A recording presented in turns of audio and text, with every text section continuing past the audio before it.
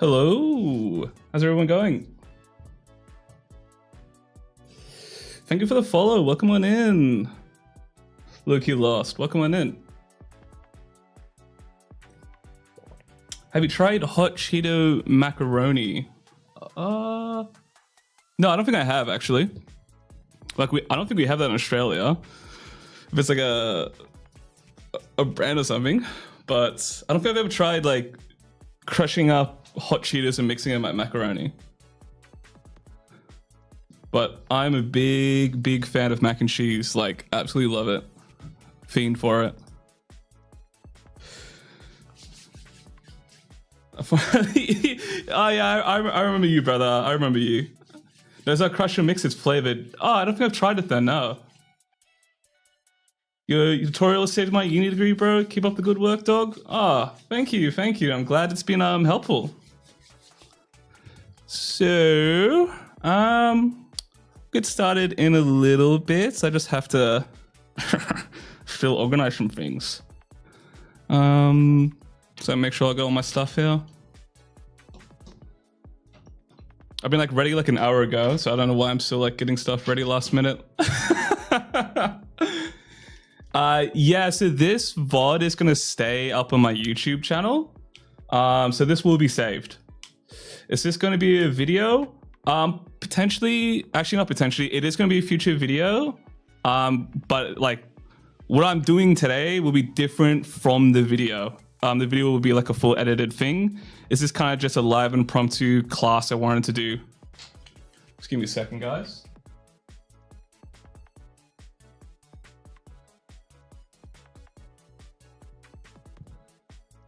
Okay, got that. Yeah, so it's gonna be like a little bit of a different stream than normal because I've actually organized some stuff today. I prepared a couple of slides for you guys because we're gonna try to teach like somewhat of a class. Because normally with these streams, I kind of just how to say, like, so today's Saturday for me right now because I live in Australia. So every Friday night I go, oh my god, I forgot I'm streaming tomorrow.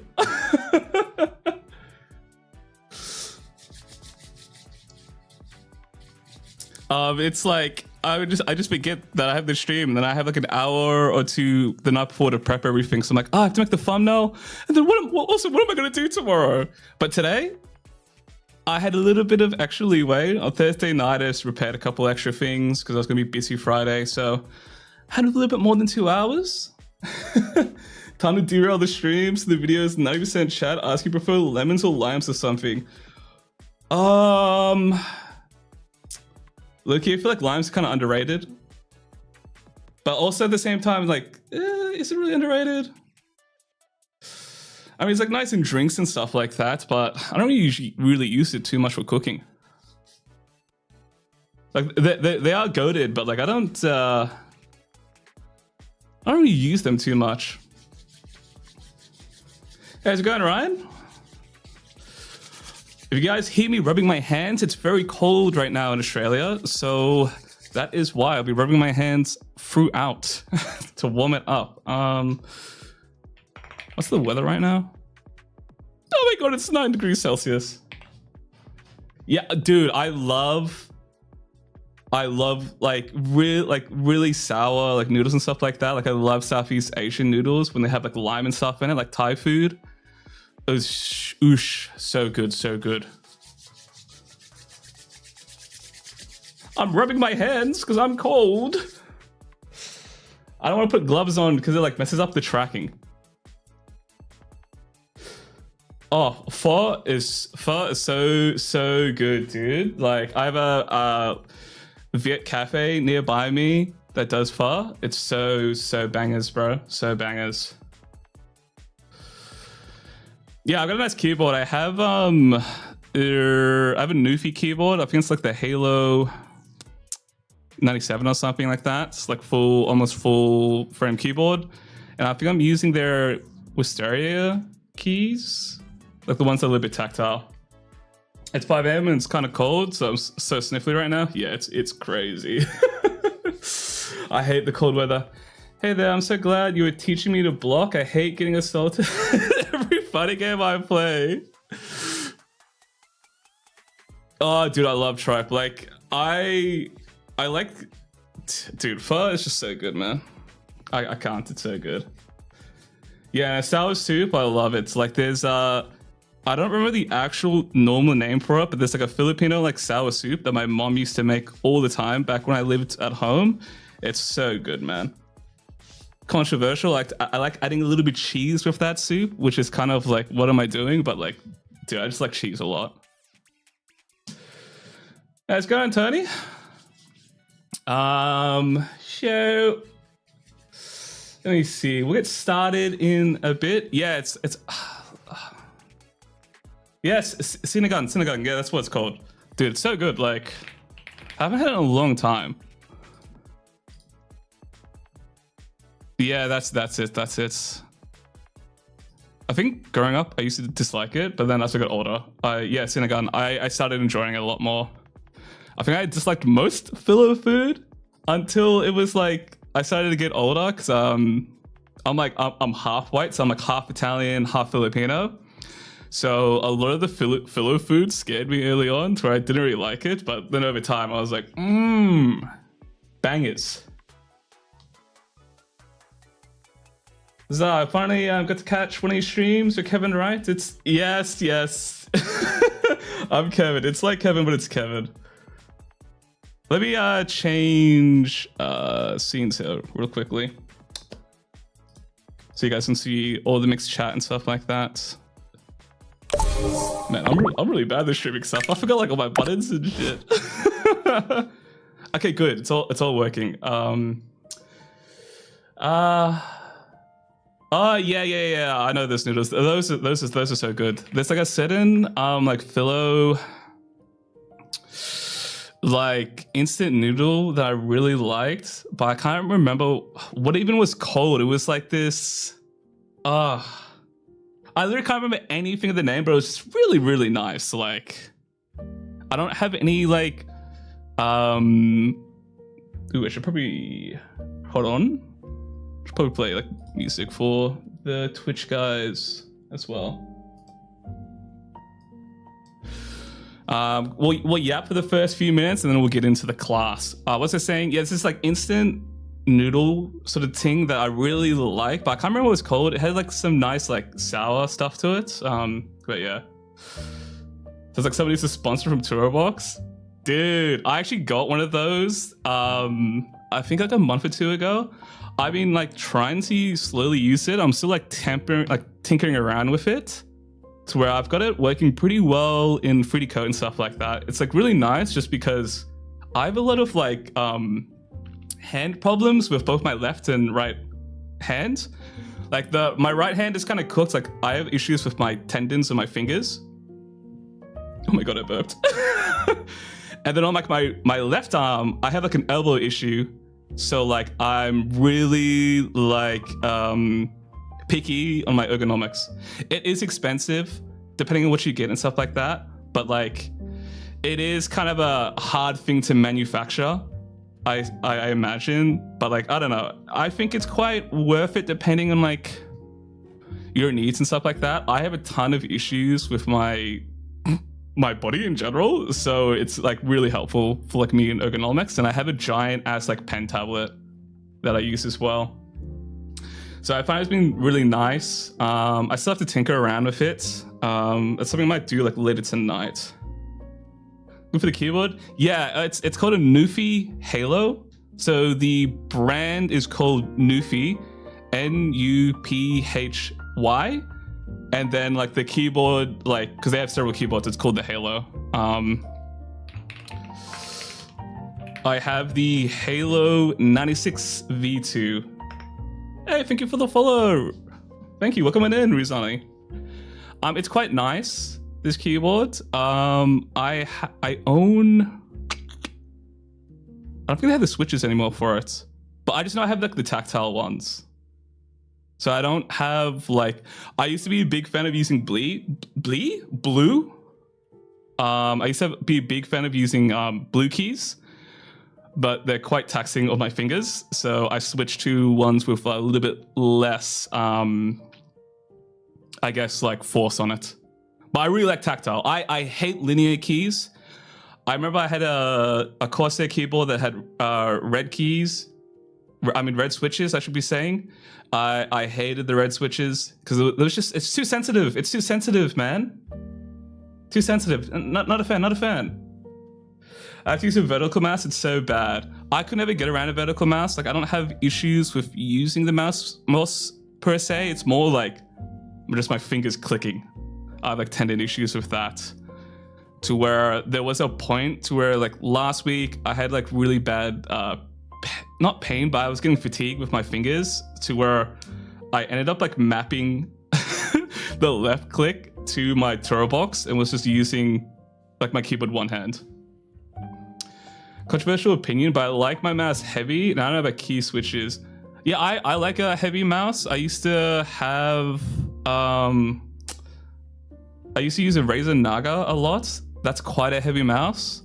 To where I kind of liked it, but I always have like a separate mouse for like when I play CS or Valorant, so it's just a little bit lighter. It's a little bit easier to aim and stuff like that. Back when I used to be a sweat.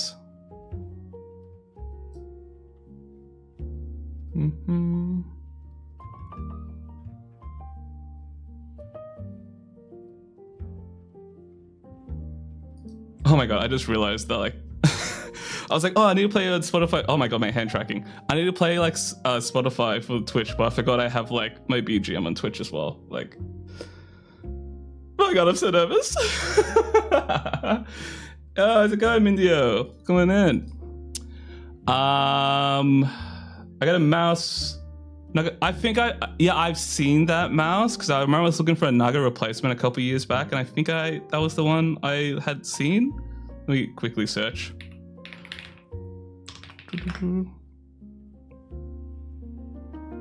Oh, maybe it was not. Could have been this. I can't remember exactly. But there was a time period I was just going to replace my Razer Naga because they kept on breaking. I think they're better now, but the build quality back in the day was pretty bad, and they don't manufacture a lot of them, so it was omega expensive. Don't recommend it though. It's breaking on me. Yeah, I find most of those MMO mouses like break really easily. Like, I don't know. It's really annoying. I heard a rumor that more creators are using eye tracking software to speed up their workflow. Thoughts? I haven't heard of that, but like, tracking, how would that work? It sounds interesting. I'm quite I'm like hard. I'm very hard at doing big changes like that to my workflow just because I'm a bit stubborn, I suppose. But if it works, you know. Wow, there's actually a lot of people here today. Holy. Yeah, I guess I'll get stuck into it, guys. So let me get up my slides. In my screen.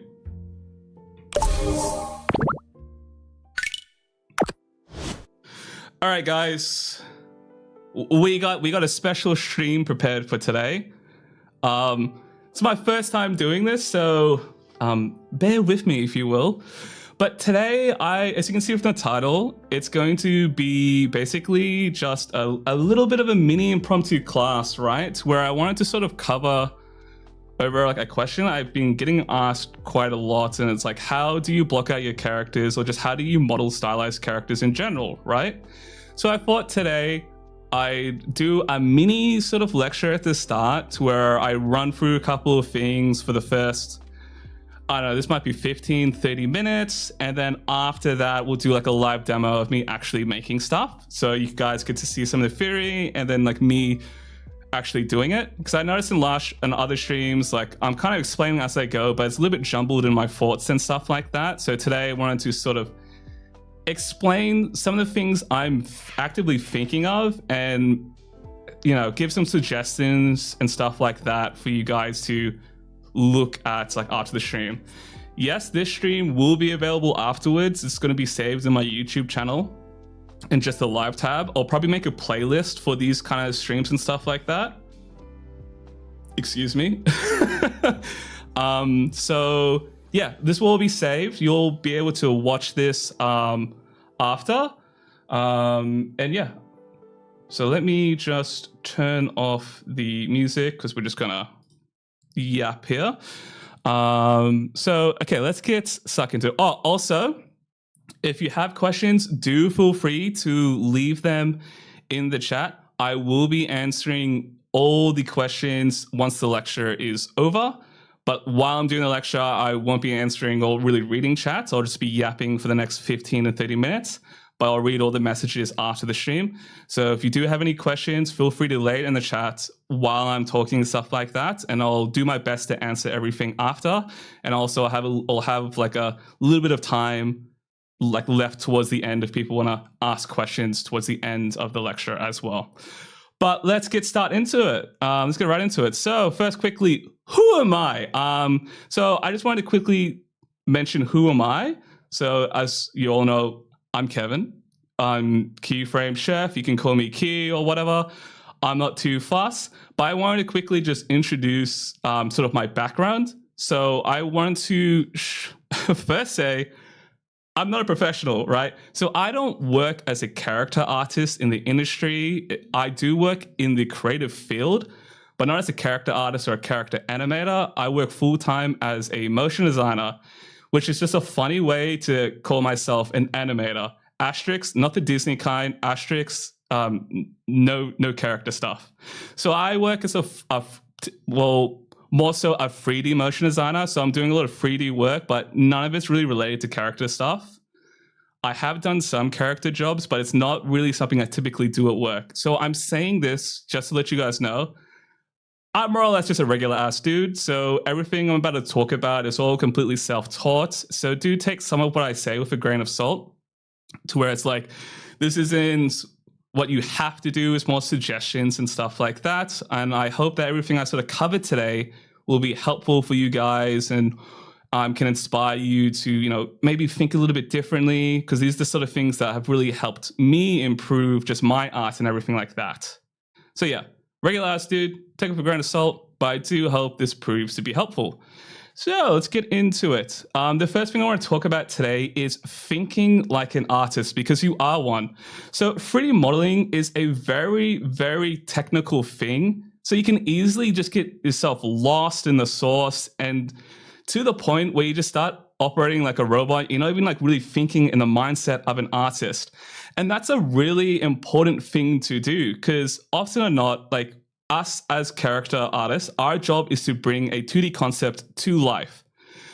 However, that doesn't necessarily mean we're creating something one-to-one, right? Because sometimes when we're translating from 2D to 3D, it doesn't always work. And what do I sort of mean by this? So when you're given a 2D concept, that concept is 2D, right? The artist will try their absolutely hardest to make it as three-dimensional as possible, but some things just may not look right when it's in a different angle and stuff like that, you know? So then it becomes your job to take stylistic choices that are in accordance to the reference that may slightly stray away from it. But for you to do that, you need to get in the mindset of an artist and sort of think of what they're envisioning with their artwork and do your best to sort of bring it to life. You're not creating something one-to-one from 2D to 3D. You're bringing that illustration to life. So I find it's really important to have the mindset of an artist whenever I'm modeling something.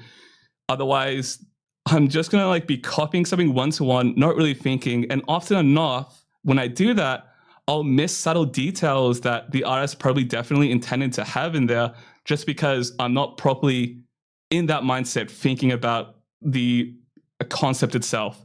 To understand the concept, you need to actually think like an artist. And if you don't understand the concept, you're probably going to miss some things that you would have if you were really like locked in. So with me saying this, you're probably thinking, oh, okay, yeah, that makes sense. But does that mean like I need to learn how to draw? And my answer to that is no, but it certainly helps. So I myself, I can't really draw that well at all. I know some of you guys have probably seen some of my drawings for my references and stuff like that I do. But to be honest, anything outside of that, I'm cooked. I can't really go, if I draw anything on poster perspective, it's going to look bad. I can only redraw stuff on the front view and a side view. But even then, just having that really has helped me a lot, because through just doing this sort of basic drawing and stuff like that, I've learned quite a lot of 2D art fundamentals that share the same fundamentals as 3D. Learning these fundamentals in art and design principles really help you in 3D modeling. And I can't stress this enough. This is something I've been picking up more as I've been going further and further into 3D stuff. And it's really helped me understand what I'm doing and really push me further beyond than what I was before. So I really implore you to expand your horizons. I'm not suggesting you have to be an amazing goated artist, but it definitely doesn't hurt to just watch a couple of videos and like some fundamentals of drawing, explaining some key principles and stuff like that, which I will cover too today. So I'll talk about that in a bit. But yeah, I implore you to, maybe watch a couple of drawing fundamental videos and stuff like that, because it's really, really helpful. And also I want to recommend to not just study 3D models, but also 2D artwork and stuff like that. There's a lot you can obtain and learn from 2D illustration that you can transfer into 3D. And also on top of that, I recommend you to expand your horizons and look outside of just the things you're interested in. For example, if you really like mechs and stuff like that, and like you just want to only make mechs and whatnot, it really doesn't hurt you to look beyond that and try to look at other things like that. It can be very helpful to look outside of your bubble, because you'd be surprised by what inspires you and influences you. For example, I really like cute art and stuff like that. That's kind of the stuff that I like making. But I'm not just looking at that sort of stuff. I'm looking from all sort of different things, because I just like arts in general. And there's a lot of things that have inspired me that you probably wouldn't even think would inspire me. But yeah, expand your horizons. Don't need to learn how to draw, but learning some of the key concepts from it is really helpful. So what are some of those key drawing concepts? So there are quite a few. There's quite a few design principles and stuff like that are really helpful, like things like big, medium, small, learning about visual contrast. But today we're just going to cover two, just because I didn't have all the time in the world to prepare this, but maybe in a future class I'll cover some more principles and talk about that. I also want to mention that today's sort of class is more so on the stylized art, if anything, but a lot of these principles you can apply to your regular, more realistic things, right? So the first concept I want to talk about is straights versus curves. Straights versus curves is one of my favorite things because it heavily encompasses the idea of visual contrast. Now, what is a straight versus curve? So straights versus curves is the idea of having a simple side and a complex side, which creates this nice visual contrast. You'll see here in the illustration, I have the red lines marked, which are my straights, the simple side, and then the blue lines marked as my curves, the more complex side.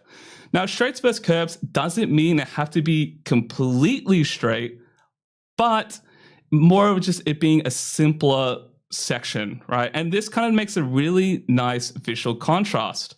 It's something you will see across everything. It doesn't even matter if it's stylized or just realistic. You will see this throughout the human body. It's comprised of a mix of simple sort of, I guess, lines and more complex curves. This is what creates the contrast, like a visual contrast, and it makes things look appealing, which is a really important thing. You want things to look appealing, and by appealing, I mean it's just more dynamic and has more, I guess,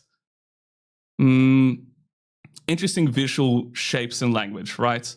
So, for example, on the big illustration here to the left with the legs facing the front, you'll notice that the bottom of the calves, the inside of the legs has a pretty straight line and the outside has quite a curve.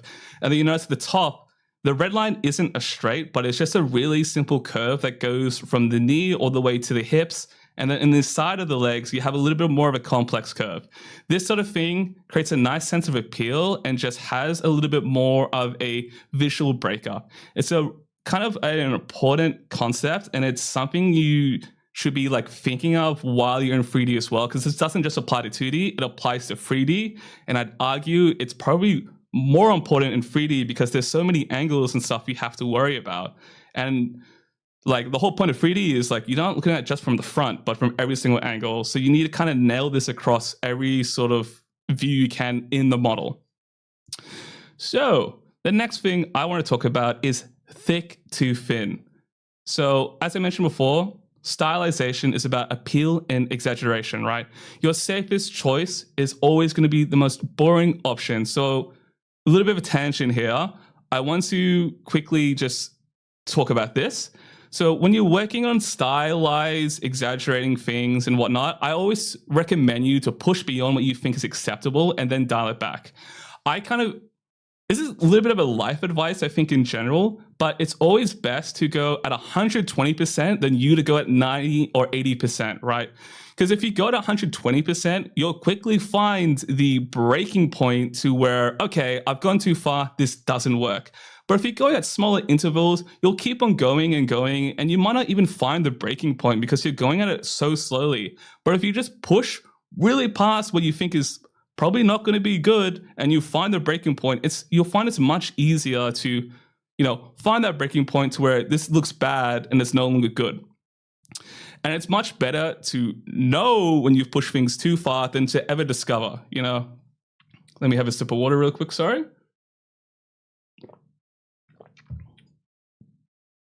Oh my God, I'm full of burps today. So it's better to know than to ever not know. That's kind of the thinking I have quite a lot of the times. And that sort of mindset will also help you not noodle around as much. But that's a side tangent. Let's talk about thick to thin now. So what is thick to thin? Thick to thin is a pretty simple concept. It's just the idea of having areas that have a variance in size, which makes it more visually interesting it has a more dynamic shape language, right? So you can see here on the arm, I have it thicken up around a little bit past the elbow and it tapers down to the wrist.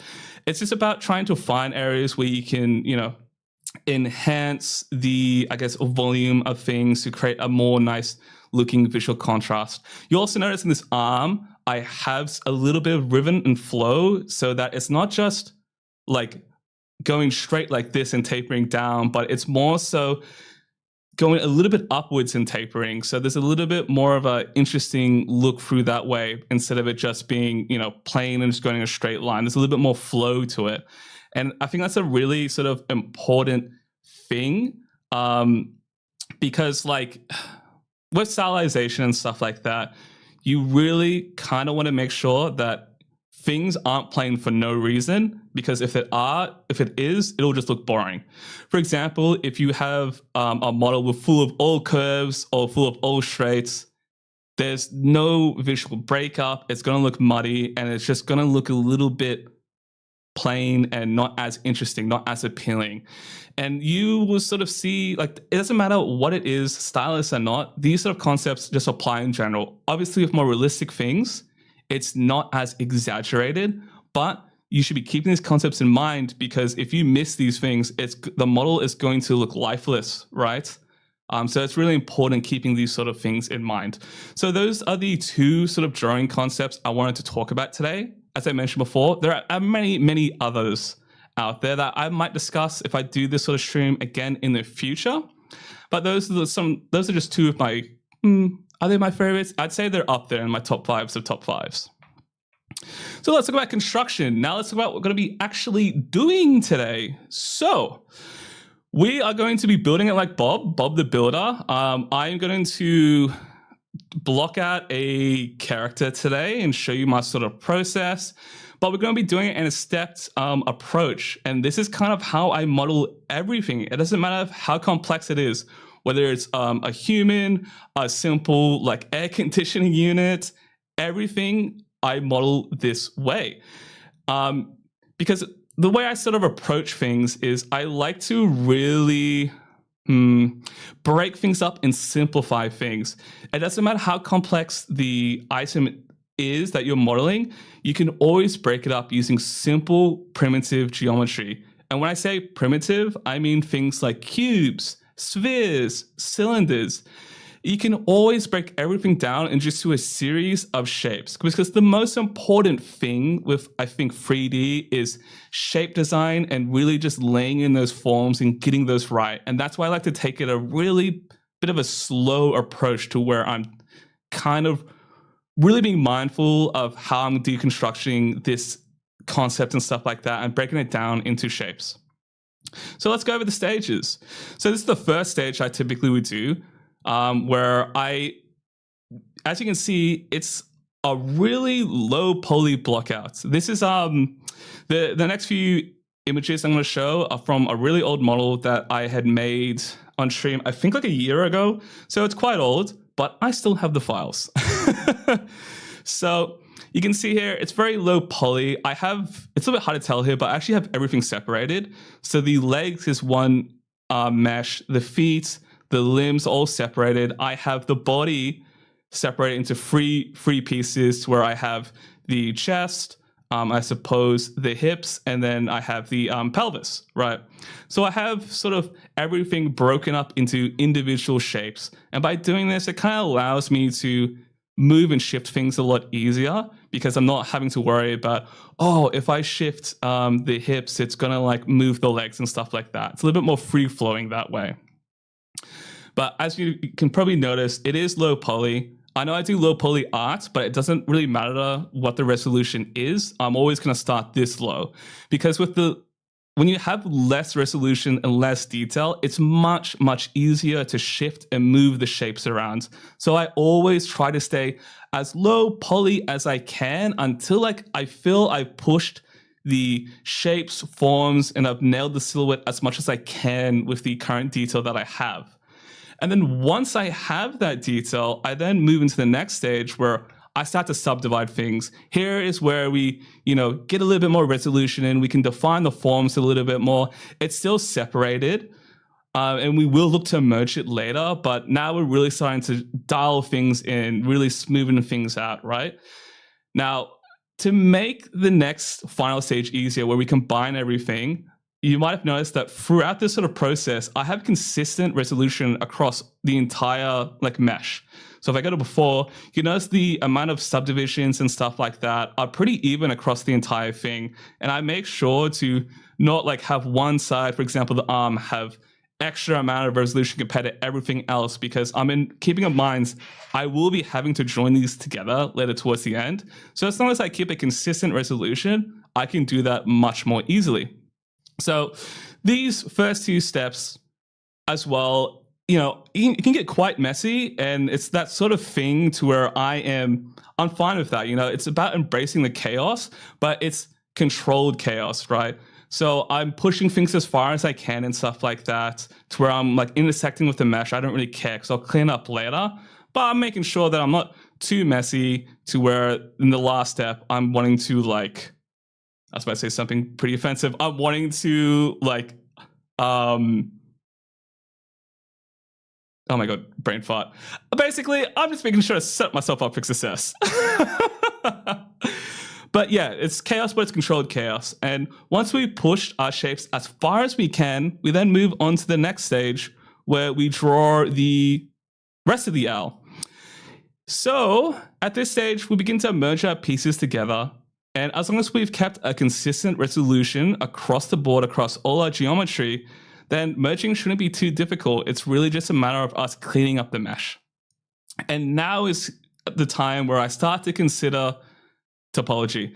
I know in the last image, I kind of skipped over the hand and the heads, but I kind of treat those separately in that I put them in their own steps, to where I kind of the first few steps, I just put a block in just to get the proportions out, and then I low-key model those separately, or I just use them from a base mesh I've already built out. I don't always remake the head. Or actually, I almost never make the head from scratch anymore. I just use a base mesh I've built, just because I've done it so many times. And the head and the hands are quite complex. It's one of the more complex things to model, which I'll try to cover today, but we'll see how far we get in today's stream. But let me see. Yeah, at this point, I'm considering the topology to where I'm making sure everything connects nicely. There's a nice amount of, edge flow across it. This is quite rough to where I'd probably need to refine it more. Oh my god. Sorry. I've got hiccups. So like this isn't the greatest. I'd probably still adjust the edge flow to it's like it flows more nicely. I would add more loops around the elbow and stuff like that. So this isn't the final. But I'd still tweak the topology. But from here, it's just a matter of refining, right? But that is more or less how I basically construct and block out my models. I typically, if I'm doing something from scratch with no base mesh besides the hands or the heads, I almost always construct the body. It doesn't matter how much of it's hidden. I usually do a rough block out of the body just to ensure that the proportions and stuff work properly. And it's fun and it's good practice. But we'll jump into a live demo soon. However, I still want to cover one more really important thing. It's probably the most important thing of today's lecture that I want to talk about, and that is, guys, please use references. I'm begging you, man. Like, please, man, use references. Like, you don't have to use references in like the scene like I do. But I'm begging you, man, just please at least use them on the side. Like, why reinvent the wheel? The human body is already a very much figured out thing, right? Don't make things harder than they need to be. I always have references on the side on my second monitor, and as well as usually in scene. Like, please use references. I'm begging, man. Today, we'll be using this as our reference. I have drawn up a front and a side view. And quickly to note, if you can't draw, that's fine. Don't use that as an excuse to not use any references. Google is your friend. Just search up things like anatomy figures, anatomy references, figure drawing, etc. You'll find millions of results online that look similar to this, right? You don't have to draw this. I just drew this up for fun, really. And like, while I have both sides here, you don't need both sides. I typically just use the front side because that's enough to give me a frame of reference of how I'm modeling things in. And then I've got enough practice in to where I can vibe out the side view pretty easily. And also I'm just always too lazy to draw a side view. I only kind of did it today for illustrative purposes, right? But yeah, please, I'm begging you, use references. Like, there's no reason for you to make it harder for yourself and just guess. Because the human body is one of those things, especially with the face, that if something looks off, it's going to look glaringly bad. Even if it's like a little bit off, it's going to be glaringly bad. It's just that thing. Us as people, we've looked at human faces and bodies our entire lives. So it doesn't matter who it is. It's probably pretty easy to pick up. But when you're making something, you can get easily lost in the sauce and not realize you've made like mistakes and stuff like that. And you can only pick that sort of thing up if you have references. So guys, use references, right? Please. Now you might be saying, okay, I understand, boss, but what are some like references or resources you recommend? Now, I'm going to recommend a couple of books today. Hear me out, books. Like, oh my God, boring. But like, these are really helpful, really helpful, right? You don't have to get them all. There is one book I will recommend that like you should be getting because it's like, it's top 5. No, it's like top 3 of top 3s, top 1 of top 1. It's like really good, right? I think everyone should like get it, right? But these 4 books have helped me a lot as an artist. I've had these for a while and I think they're all pretty good. So I'm going to suggest 2 that are pretty well known and then two that are a little bit of a sleeper pick. So for the first one is the most important one that I do recommend everyone to pick up, Anatomy for Sculptors. You might have heard this already, but it's one of the best anatomy books out there, right? Now, first, let me address the elephant in the room. Yes, this is realistic anatomy, but in order for you to know how to stylize and exaggerate things, you gotta know what you're working with, like what you're even stylizing and exaggerating. You can learn so much from the real world. I really implore you to study it. It doesn't matter what style it is, like whether it's like anime or like hyper cartoony. just knowing some really basic anatomy can be really helpful. You don't have to know like all the muscles and like all the names and stuff like that. Just having a basic understanding of like the shapes and stuff that build up the human body, it can be really helpful, especially in 3D. It's like super helpful because you're looking at it several different perspectives and stuff like that. So it's really awesome. It's a really awesome book. I do recommend this. It has pretty much no text. It's all diagrams, but they are fantastic. I usually have screenshots of this on the side with references and stuff like this. It's one of my favorite books. I own both the PDF and physical copy. That's like how much I love it, right? It's a bloody damn good book. I do recommend it. If there's going to be any sort of book or like thing you want to buy for anatomy and stuff like that, this one here, that's my go-to. I would recommend every artist should probably have that, right? It's a bloody thing of beauty. Also, guys, I'm aware, by the way, like that you can find these things online to borrow, but like please do buy them to support the creators. These books have an extremely good value for how much they are. And like these are so amazing. Like please do purchase them, right? So okay, on to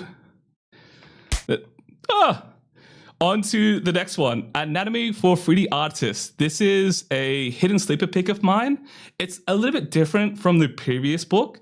So the first half of the book is how to draw an anatomical figure. So it's in 2D. And then the last half of the book is doing it all in 3D. So it explains the theory behind it. It has multiple artists contributing to it.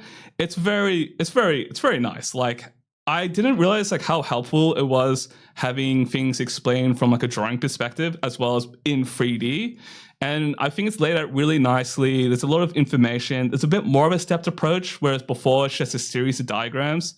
This kind of goes from like step one to like the end. It's like really, really helpful. I find it to be really interesting to read. And it has sections on both female and male anatomy separately. So low-key, hidden sleeper pick. I actually really like this book. I think this is a great book. Now, I want to get into two more books. This is more on the drawing side of things. So Figure Drawing, Design and Invention by Michael Hampton. Back when I used to draw, which I don't really do anymore, as you can probably tell, because I discovered how to do this stuff, which I like a lot more. This is one of my favorite books. I think it's a go-to book for a lot of people when they're recommending like how to draw the body and stuff like that. It's pretty highly renowned.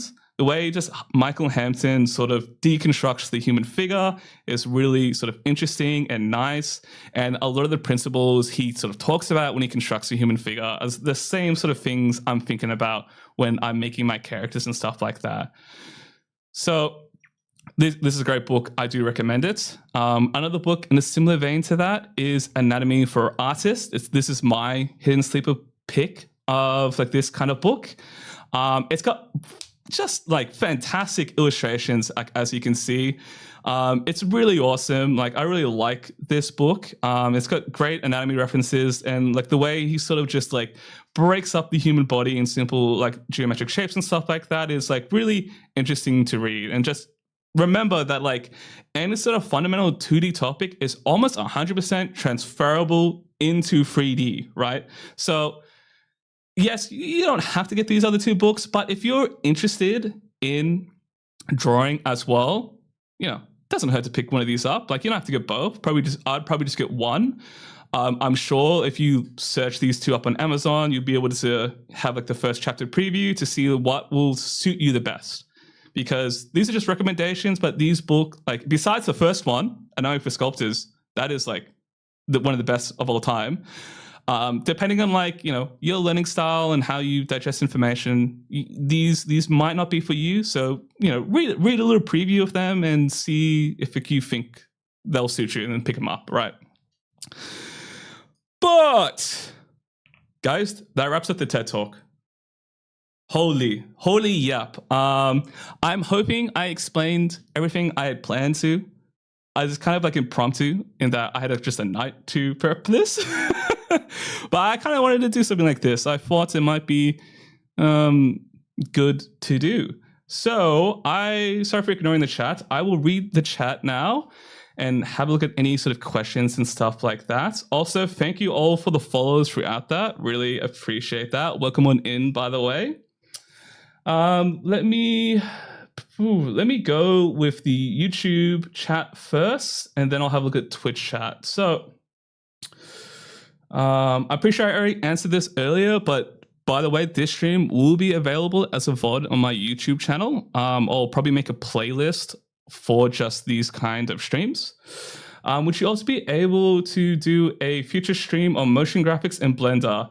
Probably not. I don't do motion graphics in Blender. At work, I use Cinema 4D and Houdini just because they have a better tool set overall for that. I like to exaggerate. It's as if the human body were a falling machine and it's trying to balance itself below, especially below the knee. Yeah, definitely. It's all about, like, the human figure is quite a complex thing. But, you know, it's about trying to, I think what's helped me when, like, modeling and drawing and stuff like that, kind of thinking a little bit differently to where things like that, where you're kind of imagining it beyond just being a human body, has like helped me quite a lot. I love that base mesh you put out recently. Interested in seeing more about your process. Thank you. Google is your friend until it starts asking for a face scan. Yeah, it's like there are other engines you can use. Is it DuckGo or something like that, or like Brave search engine? There's a lot of alternatives, but you can find a lot of stuff online. And yeah, anatomy is scary, but like, it's only as scary as you make it. So you don't have to look into everything. Like, I would just take it at your own pace, sort of thing. Any recommendations if you don't have the money to afford professional drawing books? There's a ton of resources online on YouTube. There's so many resources online on YouTube. I think, like, I'm trying to think off the top of my head of people I suggest to watch. Hold on, this is one guy that is pretty good. I just forgot like what his Mark Brunette, I think is his name.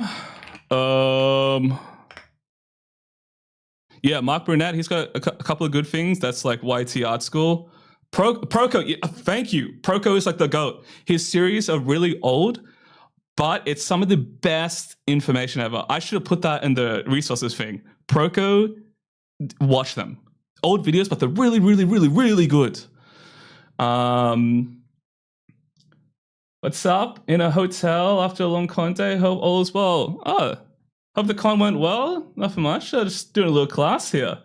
What do you start modeling the head with? I just do everything with cubes. I'm a cube supremacy. Like, I think cubes are like the GOAT. So I do everything with just cubes, really. How does it take you to complete a model from start to finish? Let me check my timer, because I actually time some of my projects. So it depends if I'm doing like VR chats and like rigging stuff, but like modeling for the next project I have coming out, it's like 9 hours of modeling, then like 4 hours of UVing. So it's in total just the modeling stuff, probably like 20, 30 hours. No, not 20, 30, 40, 50 hours to have a finished model. And that's not including rigging and setting up things like VR chat and whatnot. Let me have a look at Twitch chats now. Does a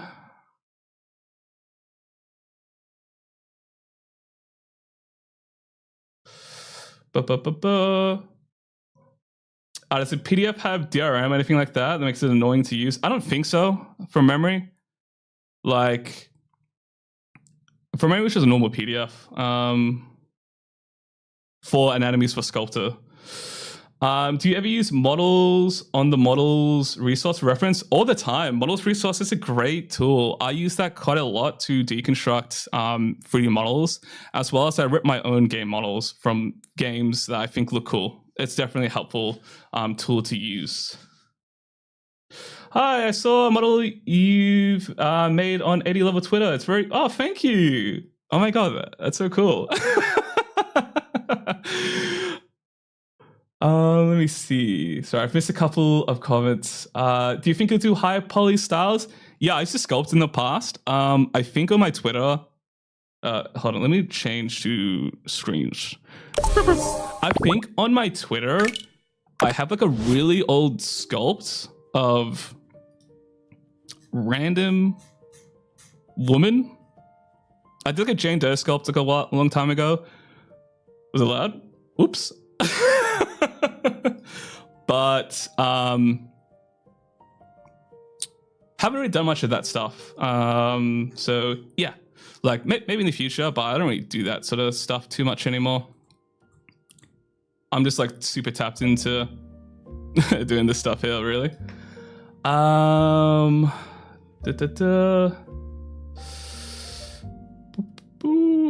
Do I need to learn how to make high poly models before I try doing low poly? Nah, you can go straight into low poly, honestly. Like, it's, you know, everything's sort of like is shared, I suppose, as far as like knowledge and stuff goes. I learned a long time ago, lightweight 3D. Holy pool, that's nostalgic. Well, not nostalgic for me, but I know that's old. To model from points, and I get to Blender, I don't even know where to find the tools. Yeah, Blender's really obtuse. It's like, I think most 3D software is kind of difficult like that. Can you redo everything? I just got here. I can't. But there is a VOD. So you can probably rewind on the YouTube stream, or if you can't right now, it will be made available as a VOD once the stream is over.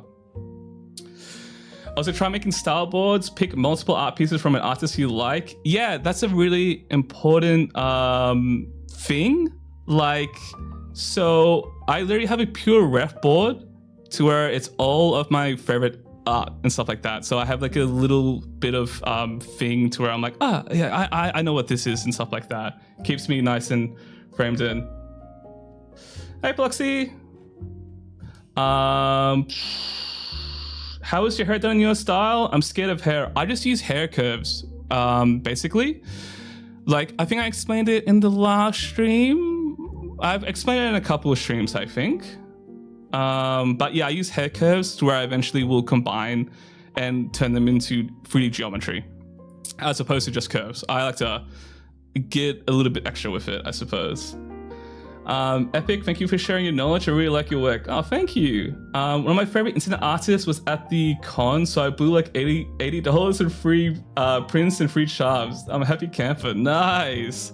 I haven't gone to a con in years. Like, I think the last one I went to might have been at like, was that at PAX? It could have been just some random Australian con. I haven't gone in a long time. I think the cons are better now in Australia, but like back when I was younger, it was pretty rough. Anime wasn't as cool. I wish to make 3D stuff too. It's funny because I'm an editor and I start making basic 3D stuff in Fusion. It's pushing me to Blender. I want to learn it, but I never got the time with work. Yeah, it's kind of hard to find the time to where I think it's a thing to where if you want to like learn 3D and stuff like that, try to just make sure that you make it fun. If it's like becomes a chore, you're not going to really want to do it and you're not going to have as much fun with it. So what are your thoughts on using AI references? I mean, AI references, AI just looks kind of shitty. Like and also the thing with like AI, a lot of it's just like, doesn't make sense. So I wouldn't suggest to use AI references in the slightest, like beyond just the moral implications of like using AI references and stuff like that. Beyond that, it's just like, it's just gonna like make shit up to where things aren't gonna be like the most accurate, I'll say. The coolest part of your style is your hair textures. Oh, thank you. Oh my god, now I'm gonna sneeze. How do you find your art style? Someone that doesn't know how to draw, I normally use reference sheets for modeling in Blender, but I don't like the idea of pretty much copying art from other artists. So to find your art style, the way I found mine is like, essentially, I built up a pure ref file that has all my favorite artists. And then from there, I kind of just like made, because like an art style isn't something you just like come up to your own. It's just basically a combination of all the hyperfixations you have and stuff like that. So I came up with my art style through just like experimenting, studying other game models and stuff like that, and just kind of combining the best parts that I liked from those. So I did have to, oh my God, I have really bad hiccups. Let me have a sip of water quickly.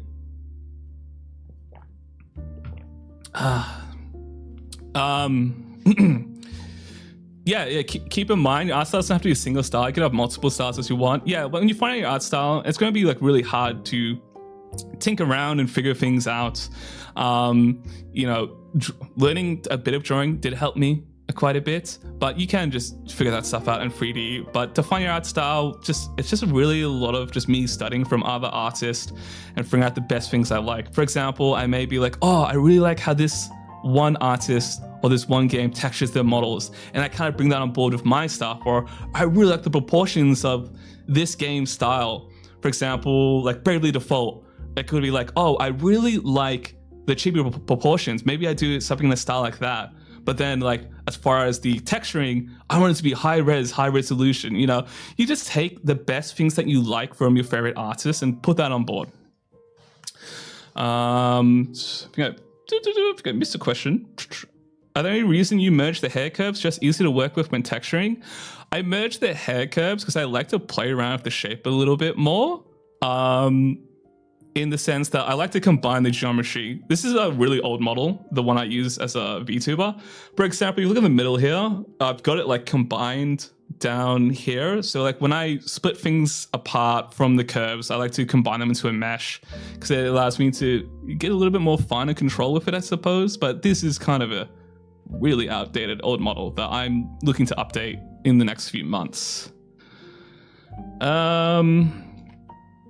Another good idea is you find, speed paints and stuff like that are really good. I like watching a lot of random art streams. I'm an Omega lurker. I really like lurking in streams and just watching people's process to where like, I don't know, I'm a pretty shy person, so I don't really like to type in chat. So if I do type in someone's chat, if you see me, like, just know, putting up a lot of courage to do that because I'm very, very shy. To be honest, I've seen an AI 3D render. It was so cool until I noticed it was AI. I was so pissed I decided to keep it and recreate it with a legitimate skill when I'll be able to make it. Yeah, there's a lot of like random... dude, AI is just cooked, bro. I find it so funny when people laugh on Twitter as a Blender artist and they literally have AI'd not just the 3D model, but the Blender user interface as well. I'm like, holy chopped. Like, what are we doing, gang? I don't get that stuff, by the way. I don't get why AI people like laugh as artists. Like, dude, it's like... the moral implications of using AI aside, right? Like, obviously I hate that whole side of thing, but like, why are you pretending, bro? It's just... dude, it's just cringe, bro. I don't know. As a Blender user on Linux, the UI freaks out and looks like that sometimes. I would love to use like Linux, but like I'm too scared it's gonna mess with all my stuff. It's just too much of a hassle. Because I'm pretty sure it's like some of the tools I have, I don't think they support Vulkan API, so they just get cooked. Have you heard? I heard you have to be a decent programmer to get really good at rigging. No, you don't need to take a CS course. There's like, I think with like rigging, it's like you kind of have to get in the mindset of a programmer. I have a bit of bias because I used to, prior to what I did today in high school, I was studying to become a computer software engineer. And then I did a last minute pivot to be a designer, which then pivoted to be a motion designer.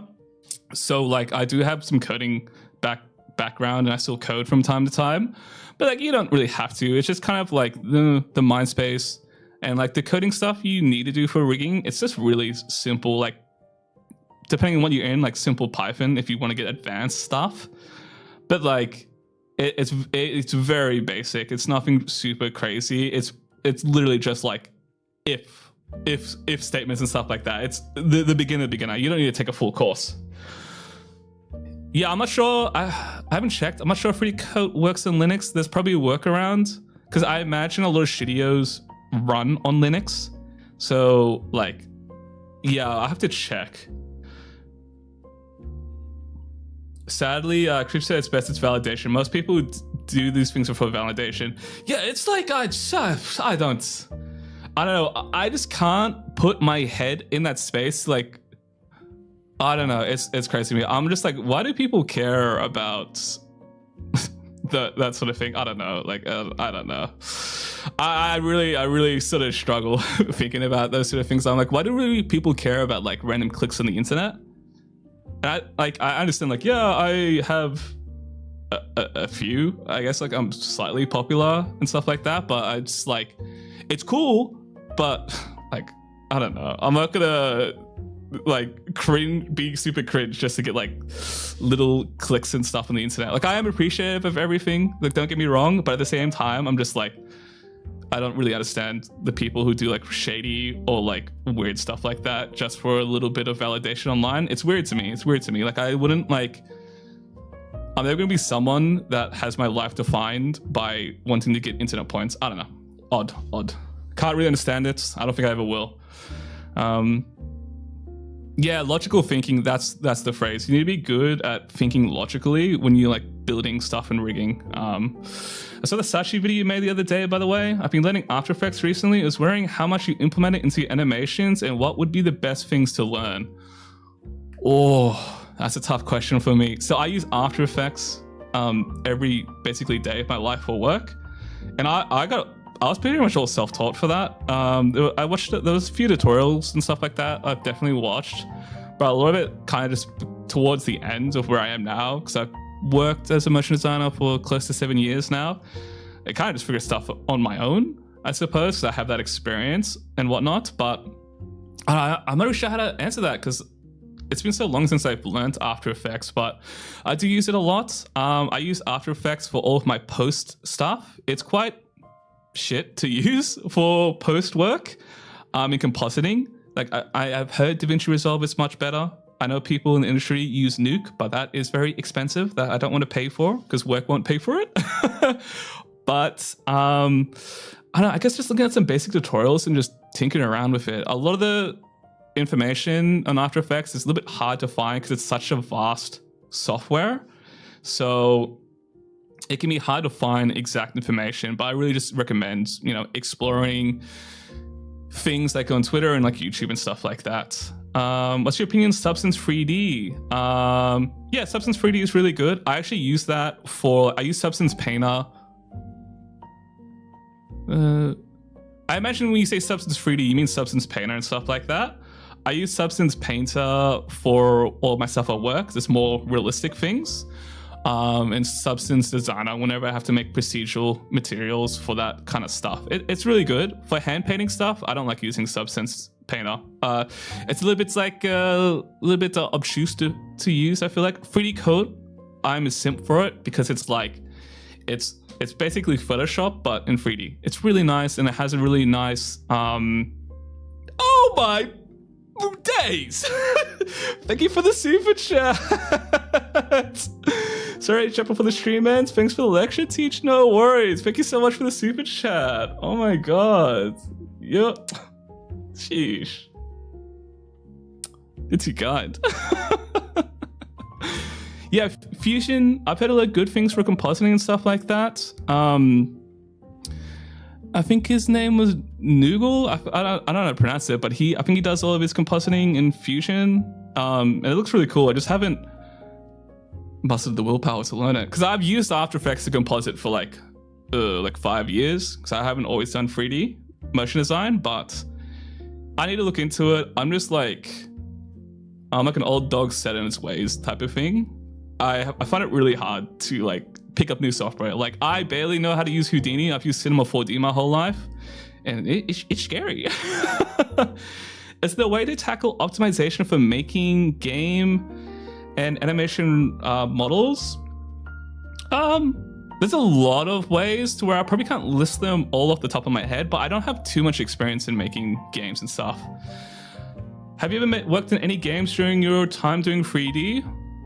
No, I've experimented a little bit because I've had to use Unreal Engine for work, not to make a game, but for I can't really say without like giving away what I do for a living, but like I've used Unreal Engine and motion design capacity a few times, so I have a good knowledge of that software to where I've made a couple little things here and there, but I got kind of scared away because I'm like, oh, this is just too much to like figure out. It's like a lot of work. But I do plan for a future video to make something in Godot potentially. We'll see if I end up rage quitting that.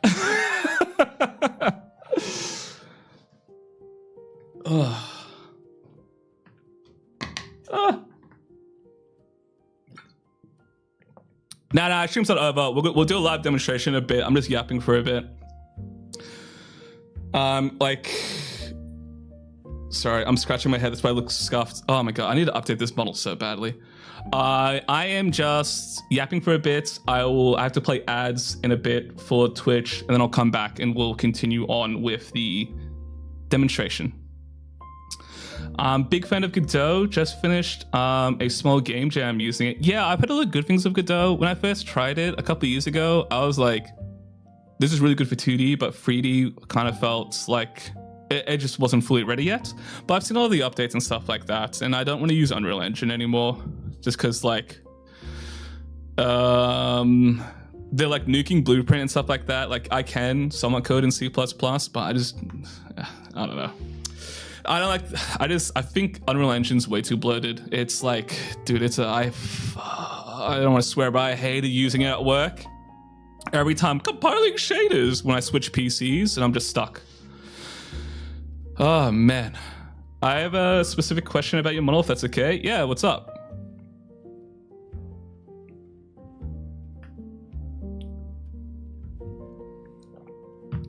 Feel free to ask. I want to make a small game to learn Godot, and after that, I want to recreate Half-Life. Dude, Half-Life 2 movements, like so goated, so goated. Oh my god.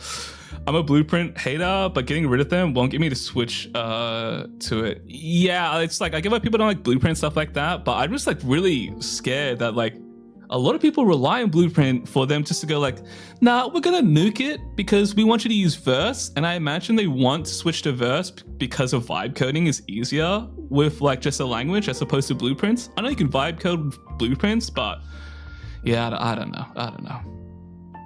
How do we do my password send this law? Substance Painter is like the evening thing you're stuck with. Yeah. So I'm using UV sliders. I'm using mouth shapes. Blend shapes for this rig. It's all blend shapes. I don't have any UV stuff.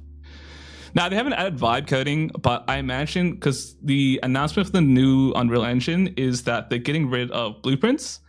It's going to be deprecated, so no longer fully supported after, I think, maybe 2027 or 2028. I forgot when. It's like quite a while away, but they're wanting to do only Verse and C++ versus the new the new programming language that they're implementing. And I imagine, in my opinion, I think they're doing it so you can vibe code more easily. Like, I'm not too really sure. I don't know. I've heard mixed things about Verse and stuff like that. I haven't looked into it. But yeah, I think anything's better than C++. Low key. Yeah, I don't like C++ either. It's like, it's too much for me. I can't. I'm pretty shit at coding. So I'm like, this is too much for me, bro. Like, memory management. Like, I know that like Unreal does all that garbage collection and stuff for you, but it's like, I don't know. It's just like my biggest issue with coding in Unreal when I do C++ is I have to recompile the entire engine. It's not as fast and snappy as like Unity or Godot, especially not as fast as Godot. All right, I have another question if I can ask. Am I gonna need math or coding knowledge for 3D modeling? I suck with math. Nah. You don't even really need math for like even coding. Like, yeah, it helps a bit, but like, yeah, Google's your friend. You don't need that sort of stuff. Like, you can use that sort of stuff, but like, nah, you don't really need to. Yeah, I love like C# and stuff like that. Can I ask how long it took you to rig your model, and how do you make it track with the face and arms? To rig this little guy, I can't remember because it's from like, I built this 2 to 3 years ago. I only debuted it like last year because I took a long hiatus, but it depends. Could be anywhere from like, sorry, excuse me. like 5 to 10 hours. Like I'm not too. I think my models like generally it's like 10 hours probably to do everything, to where it's like I build the rig and I set up all the like these stuff for Warudo and stuff like that. And I'm using Warudo to control this little guy here. I've got an iPhone set up on top of my monitor, and as well as a webcam to do the hand tracking. That's kind of how I do all my tracking. I wanted to code in Rust, low-key. I always hear people talk about Rust. It's funny to me. Hello, I arrived late. Will the VOD stay? Yes, this VOD will be staying up. My personal preference for coding language is Odin Lang. I've never heard of that. That sounds like scary to me. I only like C# and don't shit on me like JavaScript. Because like After Effects has a bit of coding in it, to where it's like this weird pseudo JavaScript nonsense. It's, I don't know, doing the coding stuff in native After Effects is kind of like really odd, just because the way it sets up, like there's no functions and stuff like that. I'm explaining this poorly, but like, I don't know, it's odd. Yeah, it sounds like Moon Runes. It's like, holy. I'm a big, dude, what's with all these crazy like languages I'm hearing? I've never heard of these. Have you studied scripting, script writing, storyboarding, or creative writing? I have not studied any of that stuff. Storyboarding is kind of a part of my day job because I have to storyboard out like the things I'm going to animate and stuff like that. But I didn't really like necessarily take any classes in that when I was in uni. I have a bachelor in design, which is kind of different to what I do as my day job. It says motion design as my day job, but like I'm basically an animator. But no, I haven't really taken any classes on that. I know like the basics of it. I think I had like I think it was called media in high school, to where like you learn some of that stuff. But like honestly, that class was garbage, bro. My teacher hated me in that class. I remember she hated me so much because I was doing well in it, and I would never like bother showing up to class, or I wouldn't really I would always leave my homework to the last minute, and she really hated that because I would always get like good scores in it. I remember her telling me, it's like, if you keep this sort of attitude up, you will never accomplish anything in your life. I was like, where did this come from, bro? Like, I'm just putting this in a lower priority because like the like average weight that this will be to my final ATAR, which is like our final end of year score for like high school, is so low. Like I don't really want to put much effort, and I'm like acing the class anyway. She hated me. It was funny as like, and I'm not like a troublesome student. I guess she just didn't like that I was able to do everything last minute and do fine in the class. I don't know. Like she had some issues. She was an interesting character. That's the only person that's ever told me you'll never accomplish anything in your life, and I was like, fuck. Jesus, bro, self-rejecting much? Chill out. But no, not really. I haven't really studied it, but it's something that you sort of like I've sort of picked up as I've been going. Okay, guys, I am gonna quickly take a break to grab some water, and then we'll move on to a live demo. Don't worry.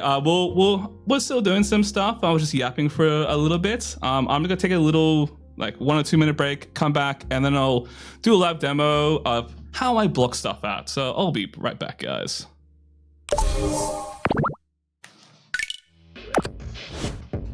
Boom. Make sure to stretch, by the way, and drink water.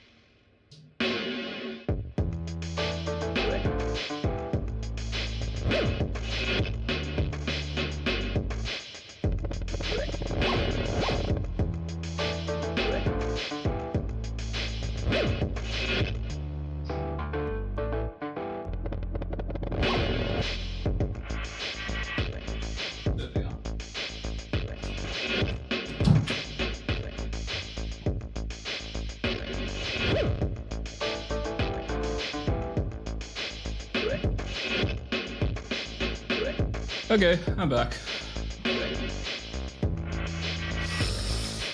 Ooish. Let me just move my stuff around. Hold on.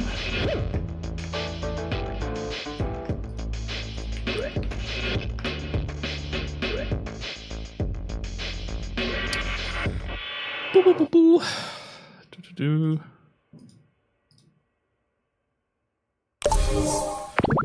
Alrighty.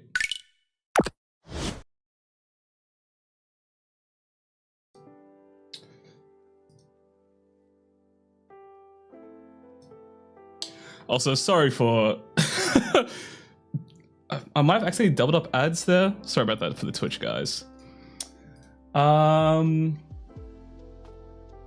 Yeah, so don't worry about missing the lecture. There'll be a VOD up on the YouTube, so this will be saved.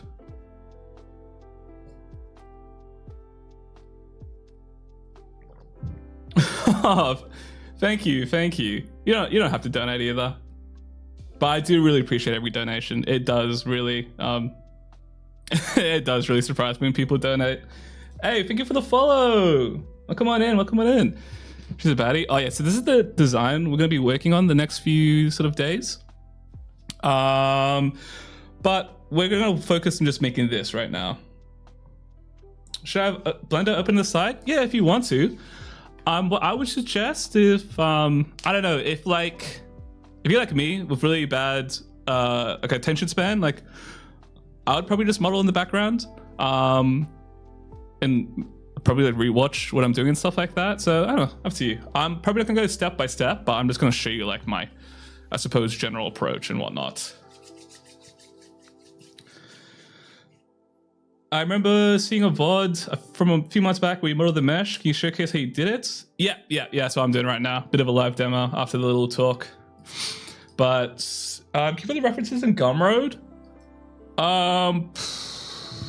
I probably won't put it in Gumroad, but I'll probably try find somewhere I can post it.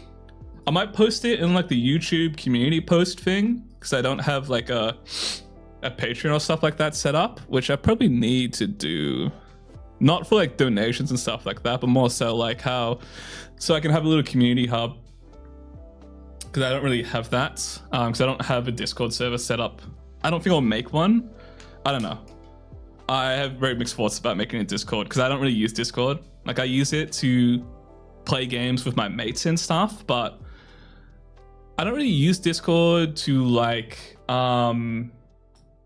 what's it called?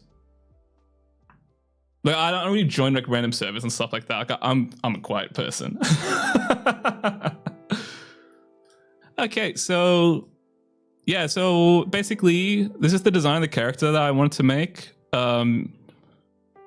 Also, please do let me know on Twitch and like YouTube if like there's any issues with the bitrate or like the sound as well.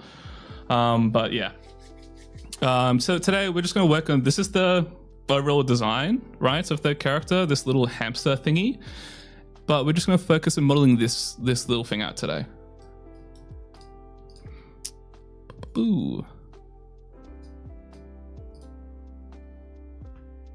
Let me get my references out as well. All good so far? Awesome. I'm like so bad at streaming. I'll give it a buck. I guess I'll hold off for Patreon. What are you gonna do on that? Just community? Actually don't really know. I'm gonna spend some time today to think about a few things. So I want to interact more with my community and whatnot. I just have to find the right space for it. Yeah, Discord needs to be managed by someone. I don't really want to make it on a whim. I need like moderators and stuff like that, and I haven't really. I have like friends who can help me moderate, but like I'm Australian, so generally when I'm asleep, I would say most of my viewers are probably awake. And also when I'm awake and my viewers are awake, I'm at work, so I'm not really checking Discord. And I have a habit of like, I don't even use social media that much. I'm kind of forcing myself for this sort of content creation thing. But yeah, like I'll have a look tonight and try to prepare some stuff, but I think the Patreon will just be like more of a community hub, I suppose. It's just a thing I kind of avoid making a Patreon because I don't want people to pay me money if I'm not really providing anything, because I don't want people to waste their hard-earned funds, especially in this economy. Like, I know it's pretty tough right now, so I don't really want people sending my money my way if I'm not really providing them a good product and whatnot. It's kind of why I also make my Gumroad entirely free as well. It's that, and partially I want everything to be accessible no matter like the income situation. Yeah, I'm gonna start modeling. Thank you. Yeah, it was my affiliate anniversary. I forgot about that. So yeah, let's get started on this. So we're just gonna block it out of cubes like I mentioned. I'll be honest, I haven't like opened up Blender in a while. So I'm gonna work a little bit fast here because that's kind of how I am. But I'll try to explain as I'm going through the process and whatnot. But as you can see here, I'm just gonna break everything up more or less. Love your modding style. Looking forward to future art. Thank you, thank you. But as you can see in this scene, I've already, got my references in and stuff like that. And we're just gonna slowly block stuff up, and I'll try to save it to where I have like, I don't know, step 1, etc. Can you drop your Blender theme? My Blender theme, let me find it. It's like online because it's not originally made by me.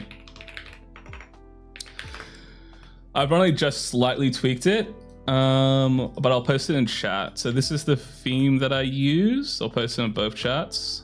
That's the theme that I basically use. I've just changed it so that there's more pink, more or less, but that's basically it, really. So what we're gonna do here first is just do the individual shapes, right? So I'm just gonna duplicate this, move this up.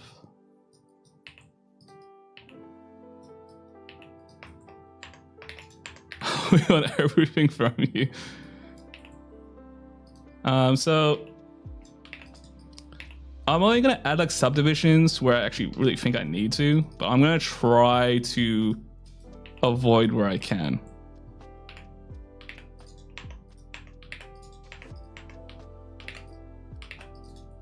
But I've got like the mirror modifier on as well because I don't want to like have to do the other side as well. But for points where it's like there's a curve here, I will only generally just like add one little cut here just so I can curve it out. But I try to be very minimal with what I have at the start.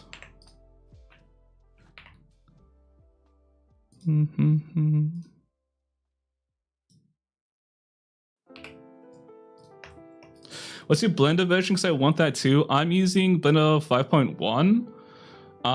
But I think there's a way to get the old version of that theme if you go into the extension site, I'm pretty sure, because I had to download it for an old version because I didn't switch to 5.1 for a long time.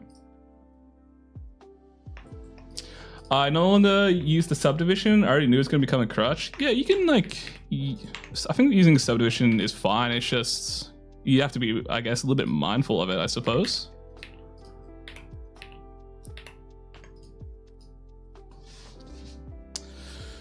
Yeah, that is that's a good point. Do you use modern shortcuts or the ones from the older versions? I just use like the default shortcuts, and I've got a couple of my own extra ones that I've just added. I'm quite I really like using shortcuts. Like for things that I'm using all the time, I have like them mapped to like as close as I can to my left hand. So I try to use shortcuts where I can. I have like a few custom ones, but for the most part, I think it's just defaults.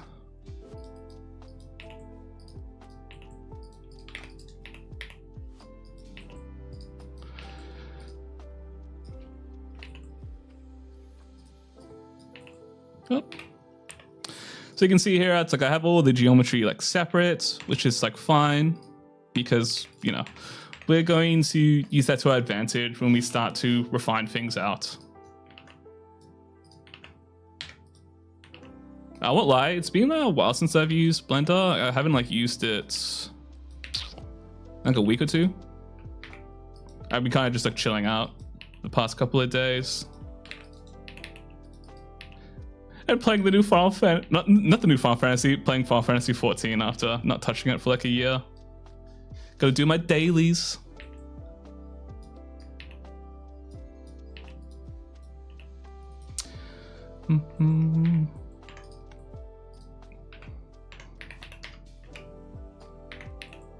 So I'm not gonna worry too much about the side. The side's gonna look pretty off because like kind of need more resolution, but you know, we'll try do what we can with what we got.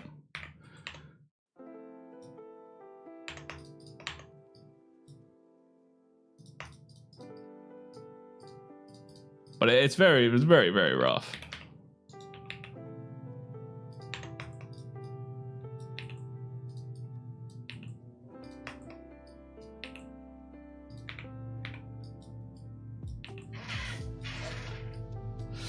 So separate like, yeah, I like to separate everything. So with the shoulders, right? The shoulders here, it's like, I'm gonna delete this mesh eventually. It's kind of just there just to indicate like the shoulder's just there, but I will delete this eventually because I'm gonna merge this arm to the chest.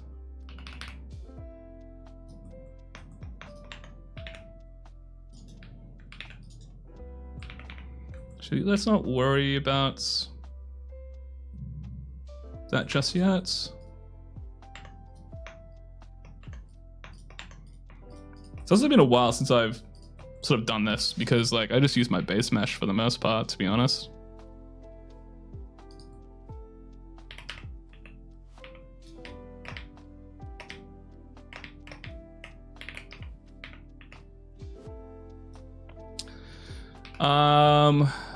But with this, yeah, this like you can use this method for basically anything. So I model everything like this to where I just break them up into simple geometry like this and just slowly add detail on top of it.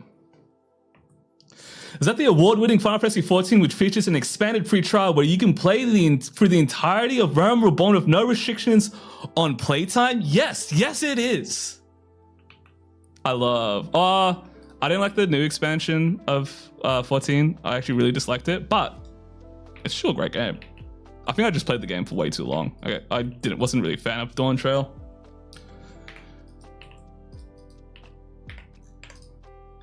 Yeah, I will merge everything later. So right now I'm just blocking things out, trying to get the general base forms and whatnot down.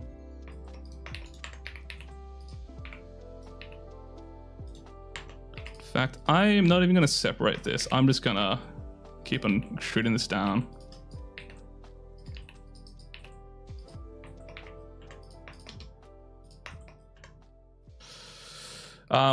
So yeah, this topic will be like a future video.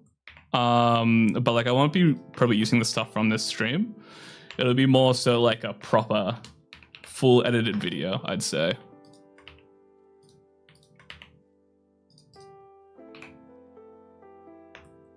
Oh my days. It's coming from the Doobie model. That's what a pull. That's an old model of mine. I was really chuffed up about that one, but then looking back, I'm like, ooh, man, the textures in this are rough.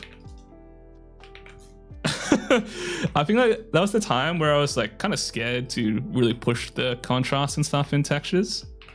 But I've been getting a lot better at that. Been really trying to force myself to like not be scared to do like big changes and stuff like that. No shot, it gets posted to the Doobie Discord. That's crazy, dude. Oh, that's so sick. What the hell? I didn't know that. I saw someone like posted it on like Dunbotto or whatever it's called. I was like, what? That's cool. I've also got this little hand reference here that I'm going to use as well. So I'll block out the hands. Well, I'll try to.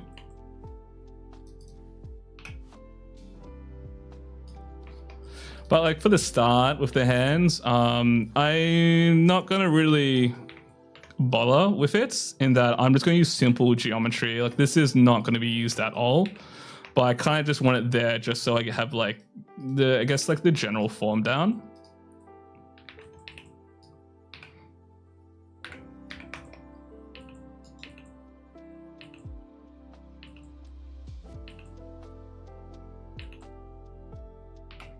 So we'll just model some like little mittens.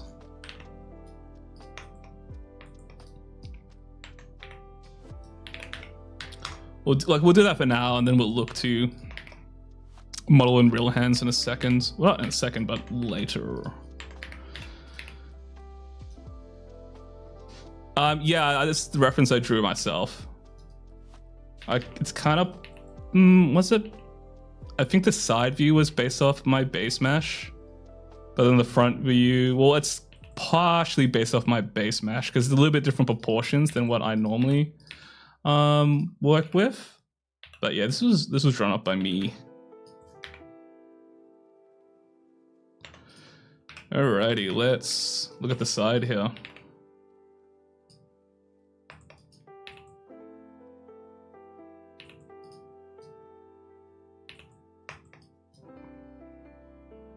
I can't believe I'm about to say this, but like low-key, I might have to go to the toilet again. I drank a shit ton of water during that lecture.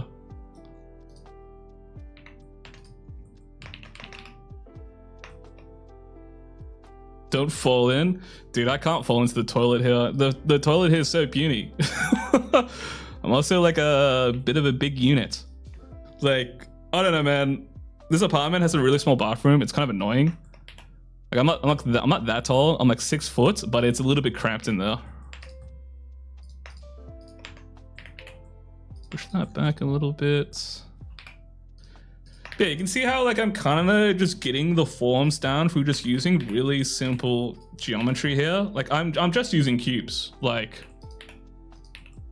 this is how I kind of model almost everything that I do. I'm just using really simple geometry, blocking it in. I haven't like bothered to use like any of the sculpting tools yet because that was something I'll look into doing once I have more geometry. How's it going, Gabby?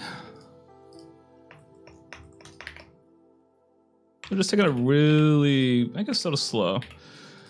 I'll try to cover the head as well today, but like I get asked all the time about how do I make the head and whatnot, but like it's literally just a cube. The way I make the head, it's basically just a cube. I just like have the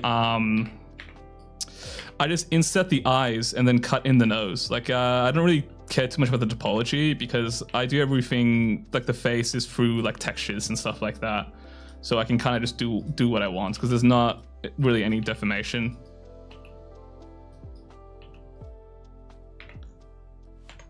Like this here is like the very base like that I would do in the head.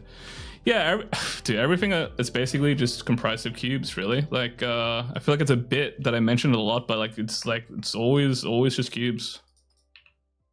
This face is a bit scrunched up, low key.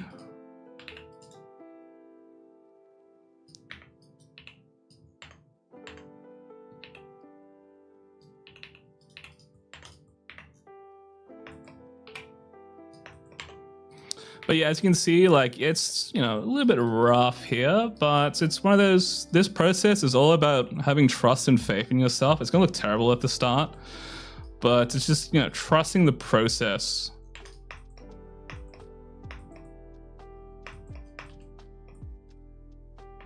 So yeah, that's like pretty much the first step, really. To where now I can start to almost look into refining a little bit more. Just gonna get the ears in now. No, I'm gonna have to take a piss. I literally just went before as well. Oh my, I have the worst bladder ever. Yeah, there's no, dude, literally there's no mistakes, just happy little accidents. And I have a very strong, I I guess like mantra in that it's better to fail than to never try. I feel like I learn most when I'm failing. What do you do when you don't like how something is turning out? Do you start over and try and fix it? It depends how cooked it is. If it's like really cooked, I might just start over. But I will often just be like, okay, this isn't turning out well. I'll take a little break from this. Like I'll have a little sit away from this, because I find that spending time away from something is the best way to discover and find the issues much more easier. So it's important to take breaks and stuff like that. Like if you're struggling with something, take a step away. Not just for like a minute, could be like for a day, a week, but it's important to, you know, take a little breather away from it to have your eyes like reset. Okay, that's a good start. You know, I have to go piss. I'll be right back, guys. I'll be back in like a minute or two. My day. Sorry.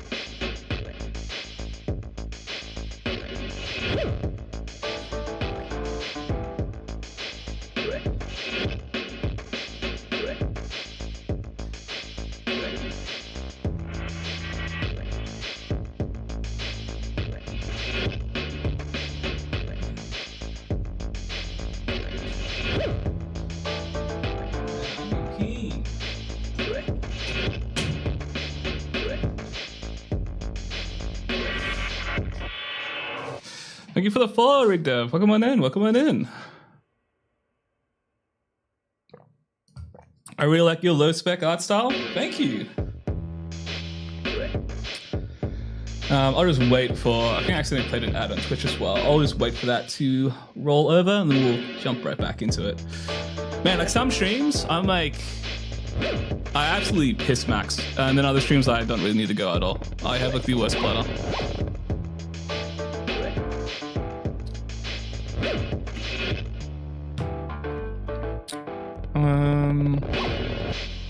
Yes.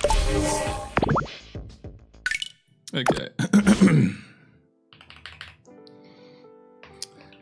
So the ad's almost done.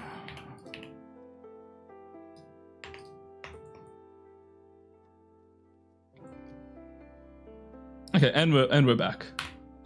Welcome back. Thank you. It's good to be back, gang. So this first stage, it's pretty much done, right? This is the first step.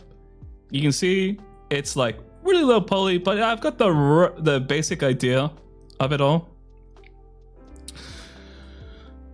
When I'm like doing this low poly, I probably like wouldn't do this subdivision like yet, but I'm trying to take a more stepped approach, I guess, and show you guys everything.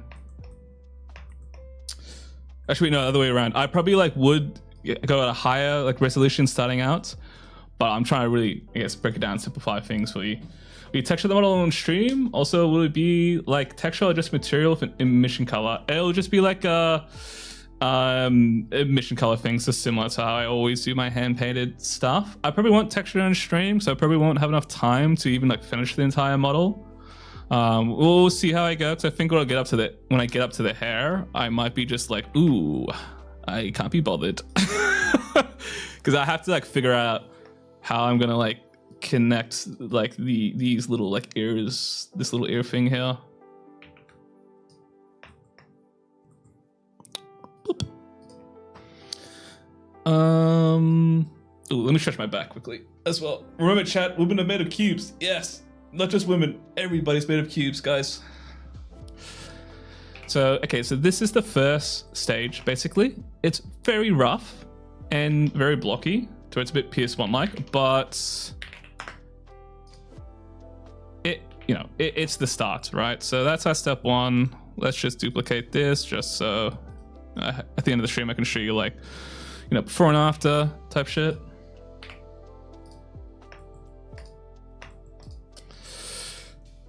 Personally, I made up perfect spheres and impossible to model accurately. Okay, so at this point, this is when I start to add in a little bit more resolution. So here I will start to add in a bit more across the mesh. This loop here that I'm adding across the body, I am doing this because what I want to do is I want there to be a little bit of a thigh gap here. So I'm gonna put this loop in so I can connect them down like so.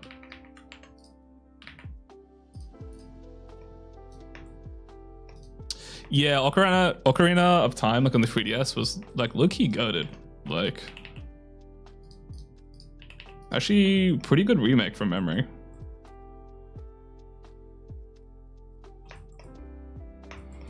So I'm just scanning around the model, seeing where I have to add subdivisions. So I like to add one down here, and of course I have to do it across the rest of the body. And this is what I mean by keeping a consistent resolution. If I do this, I'm ensuring that at all times these can connect. Right. So, okay, cool. Now we have, you know, some extra resolution, some more subdivisions here. So we can start to smoothen things out. So I'll grab the body and I'll grab the smooth tool here to now smoothen it out a little bit because we want, especially around the side, for it to be a little bit smoother.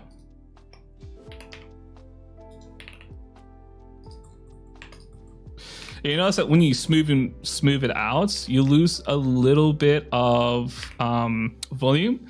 To fix that, I'm just gonna press Alt-S to inflate it up. And you can just do a little bit of like a back and forth thing with that.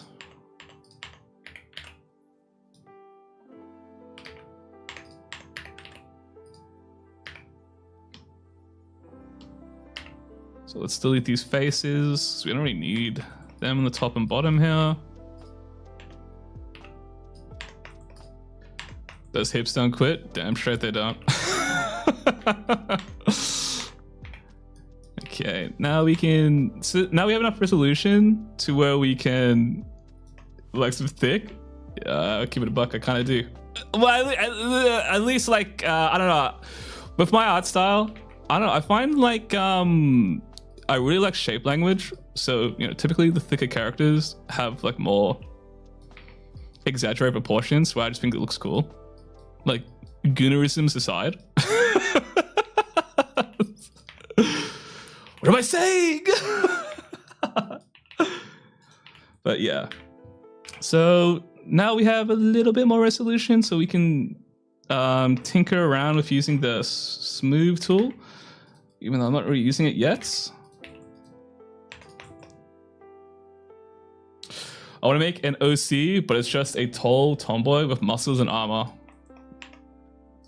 Oh, like that. That sounds tight. That sounds tight. Goonerisms. Yeah.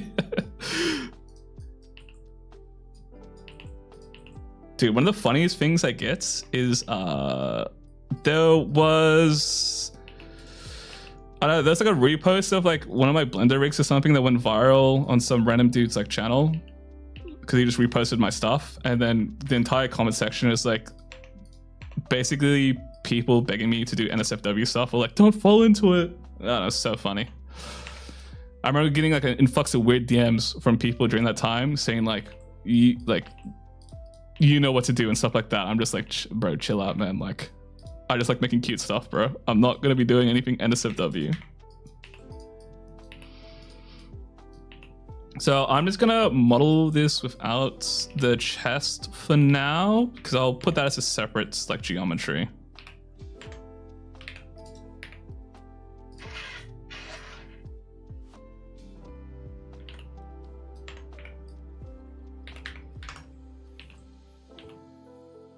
Where, in fact, if I'm doing that, I can push this a little bit inwards.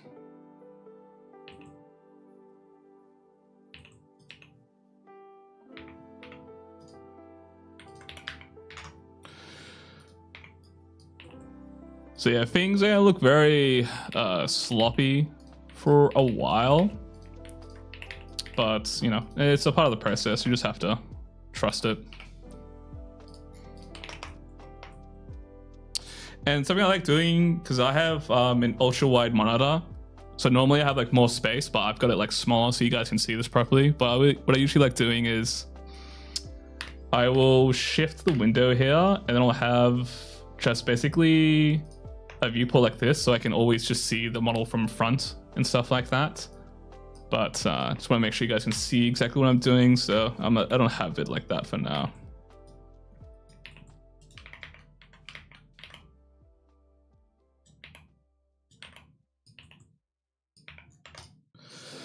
Being real about OC. Oh wait, being real about OCs though. I want to make some fiction style character, grind fiction style character. Sorry, Jet Set's Radio Bum Rush.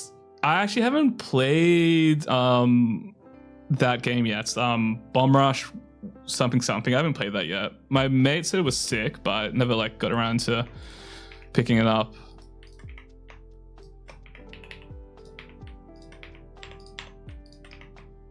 For no reason other than just like I just never got around to it.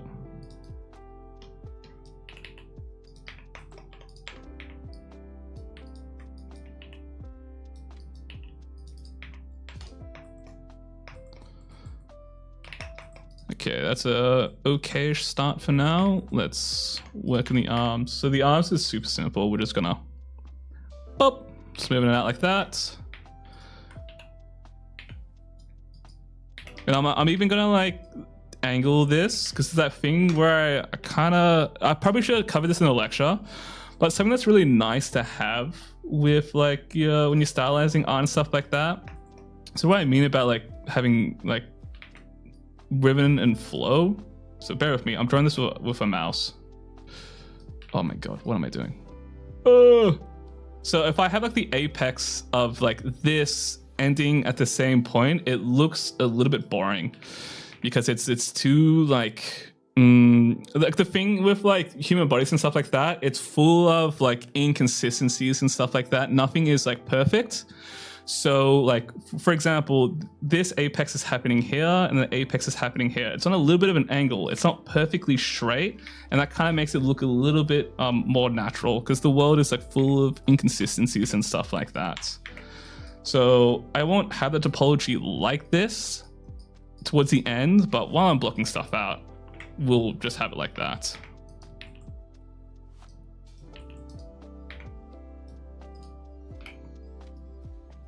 I like scaling down some... Oh, thank you for the follow, Edmund. Welcome on in. I like scaling down some areas to mimic forearm muscles. Yeah, that's good as well.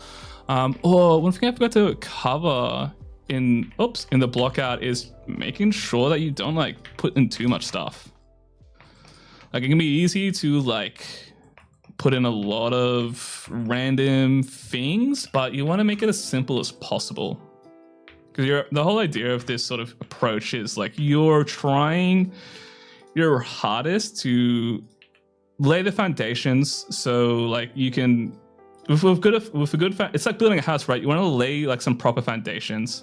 If you don't have like a nice foundation laid out, yeah, it's gonna be like a rough situation. So I always like to simplify things as much as I can. Oh my god, I'm getting hungry. I might have to grab a banana from the kitchen. Or a little Tim Tam. By the way, for those not in Australia, if you like never tried a Tim Tam, buddy, I feel sorry for you, man. Tim Tams are so goated, bro. So goated, man. Like I say a lot, but man, I'm afraid of it looking like I'm copying and stealing. I mean, it's just inspiration, really. Like, do what like. Obviously, like, don't do like an artist like thing for one-to-one, but just take what you like the most out of them. You could be like, oh, I like how this guy's proportions are, I like the texturing style. Like you'll eventually will just find stuff to where it's like just a combination of all like your favorite things, right? Finally got the stream. How's it going? It's going well, thanks. Just finished up with a little bit of a lecture, and now I'm just going through a live demonstration of what I talked about.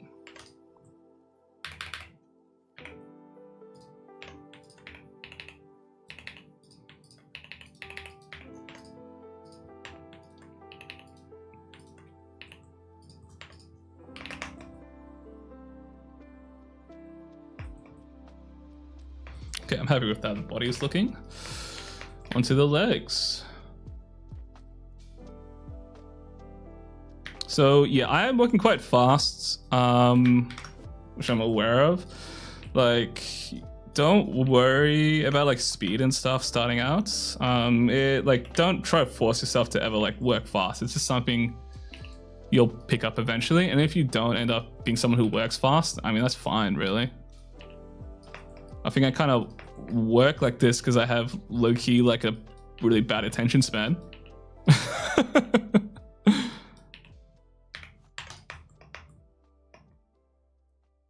I've got an open blender because I would be still modeling the headed stuff. Yeah, like with speed will come with mileage. You know, it just takes time.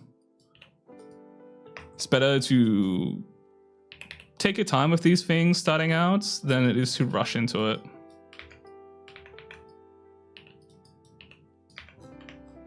But you can see here, that's what I mean about like being messy, but a little bit controlled, to where I'm extruding this like past, like, how to explain this? I'm extruding the leg geometry past there, because I'm just going to delete that part anyway, but I'm just extruding it past just to get the shape down.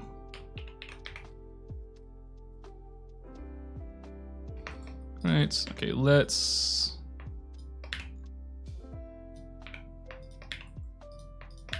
Oh, get this bottom back in.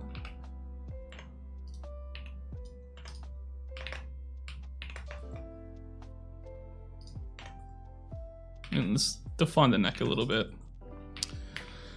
But like obviously, I do a little bit of a low poly sort of style, but you can take things further in resolution and stuff like that. This is probably like, for the most part, as far as I'll go. But if you were to like, you know, go further, like, pop in a subdivision and like mess around with it and stuff like that.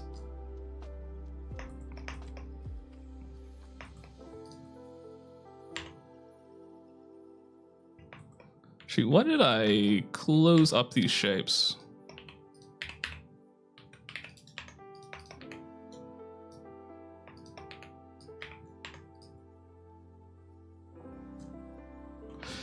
So yeah, that's a pretty good start, right?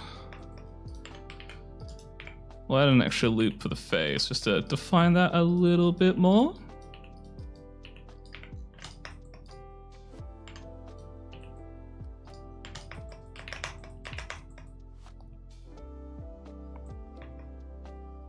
Oh, she's got no bunda.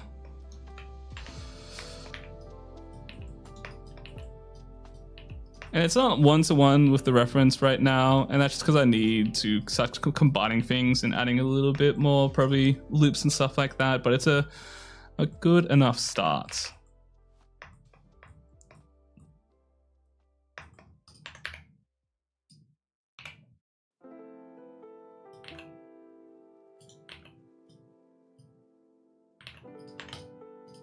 Looks good, thank you.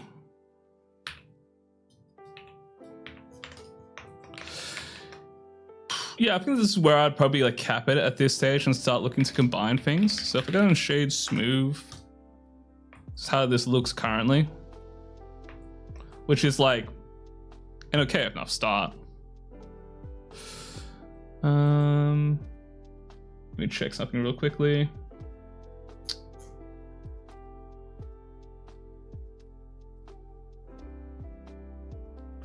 Okay,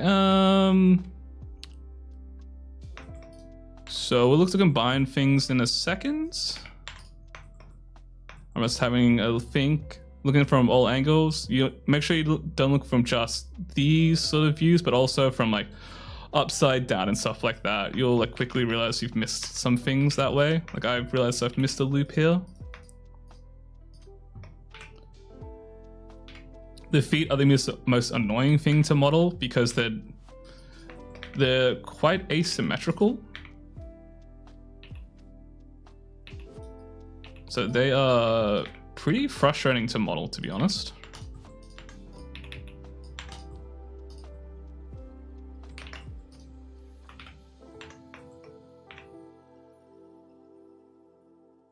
Okay, here's what I'll do.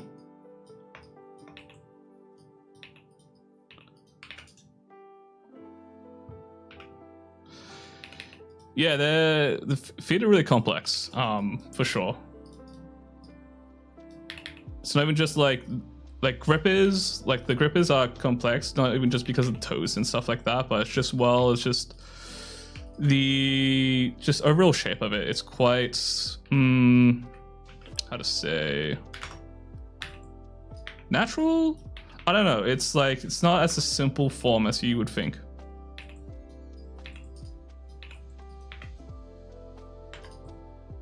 All right, the little booties now. First character I modeled ended up just giving them period of feet. They're just one of those things. Yeah, feet's tough. It's taken me a while to get somewhat okay at it.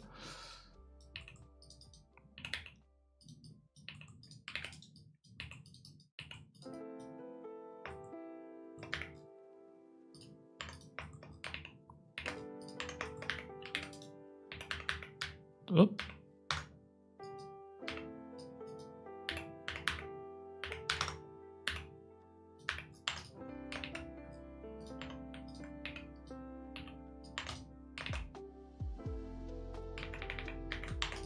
Okay.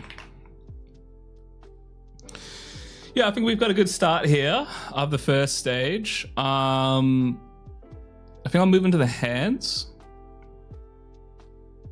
Yeah, I'll move into the hands, actually. First, I'm gonna quickly grab a snack from the kitchen because my stomach's about to be going off like an alarm, so I'll be back in a second, guys. Sorry.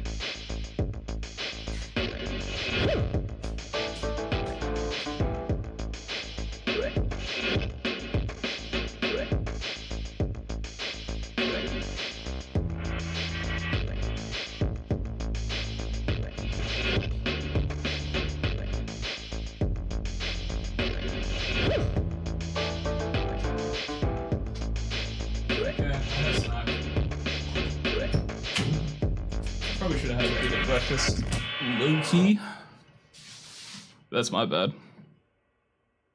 Alright, I've got a banana and some Tim Tams. Specifically, white chocolate Tim Tams. I think they're very nice.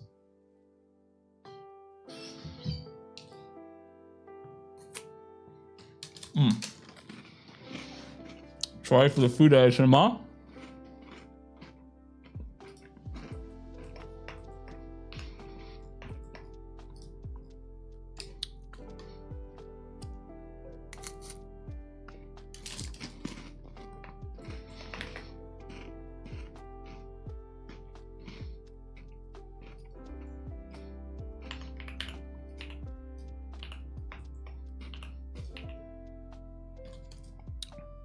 What Tim Tams like? How to explain? They're just beautiful. Oh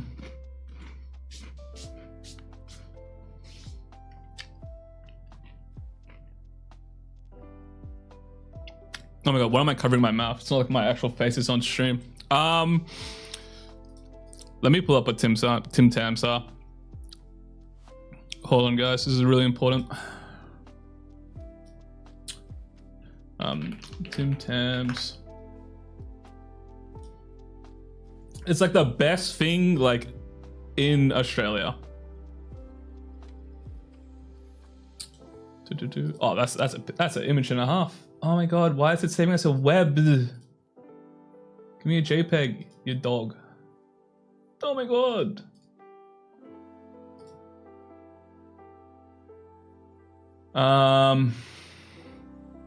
Hold on, I'm struggling here because every like image is wanting to be saved as a file format I can't pull into Blender.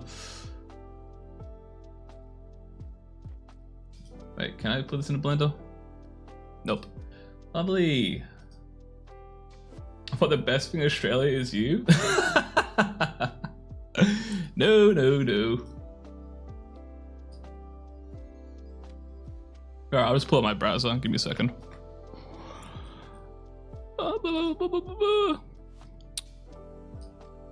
Is this the best image we got? Yeah, it'll do. Okay, real quick detour. So, guys, these are Tim Tams. Tim Tams are goated. They're so nice. It's like a little chocolate bicky that has like a soft center. It's really nice. There's like different Tim Tam flavors. I think the OG is the best, but I really like white chocolate, so I like getting the white chocolate one every now and then. It is an absolutely calorie bomb, I'm pretty sure, but it's so good, man. Little bicky covered in chocolate, then soft like chocolate in the center. You can do, what is a bicky? Bicky is a biscuit. So it's like, so what people do, what you can do is that you bite the front and the end, and then you suck like in like a coffee or hot chocolate for a Tim Tam Slam is what it's called. It's very nice. It's very nice.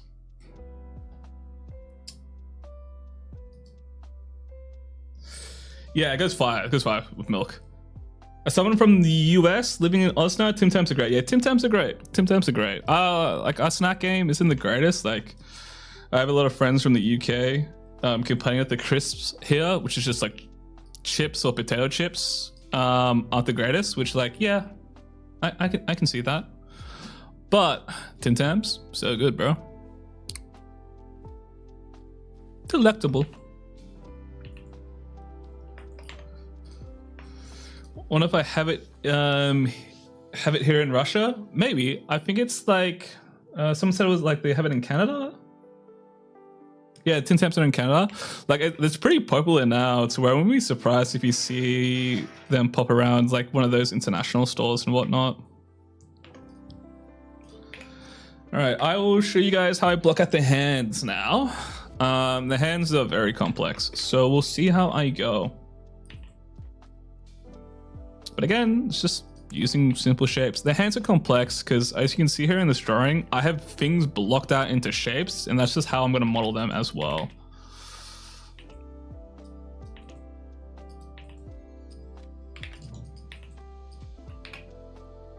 So we're just going to model out the palm.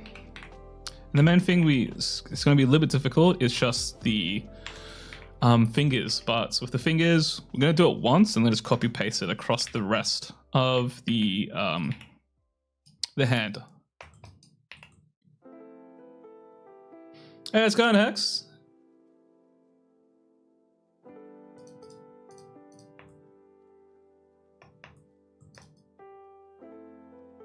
Dude, Australia is great. I think I eventually might move out of Australia if like a job opportunity props up, but like dude, I love living in Australia.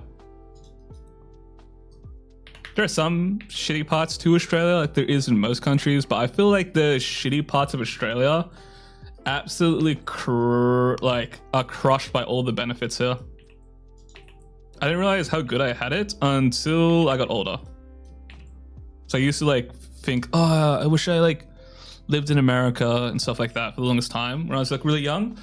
But as I got older, I was like, nah, bro, like Australia's great. We have fantastic healthcare. We can actually use our Medicare. It's great.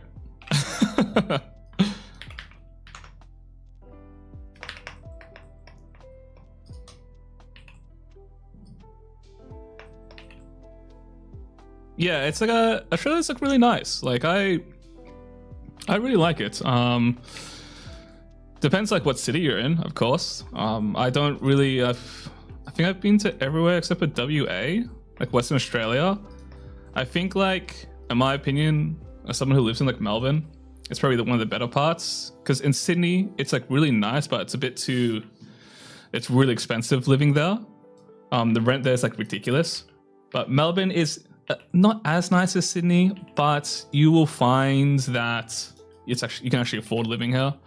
And the nightlife is pretty good as well. It's like a nice little, I suppose, in between, I suppose, of like Sydney and like some of the other areas in Australia.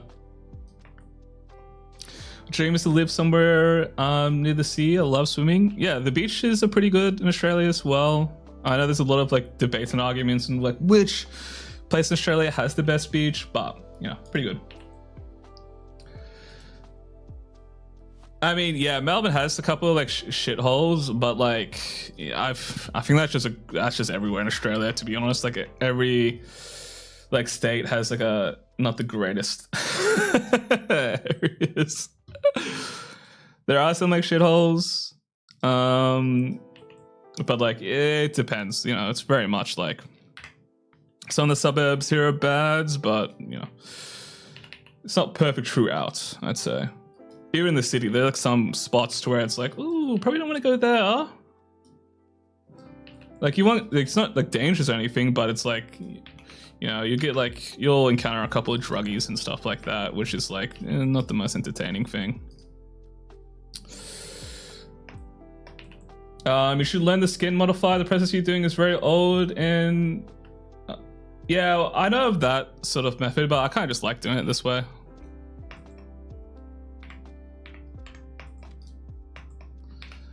Okay, let's bump this up a little bit.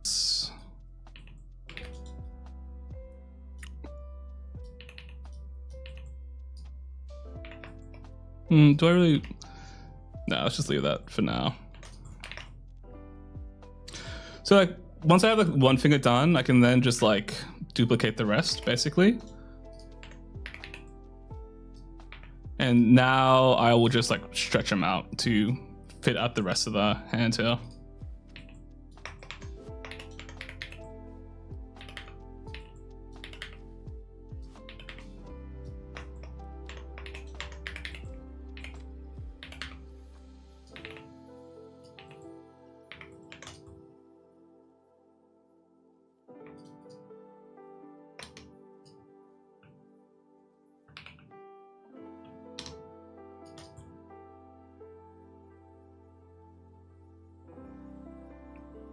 Also, like when I'm doing this as well, like I'm looking at my actual like hand in real life as well. Because like you have like reference like right in front of you. So I always, for like hands and arms, I'll often like literally just stick out and like look at myself to make sure that I'm not straying too far as well. Yes, this will be a VOD. It's going to be staying up on my YouTube channel. Yeah, it's like literally right at your fingertips, so like why not use it, sort of thing.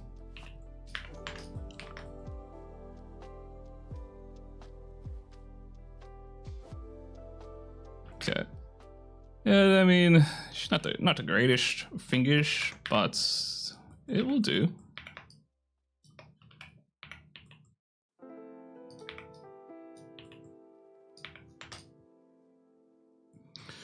So yeah, we got the little sausage fingers in place now.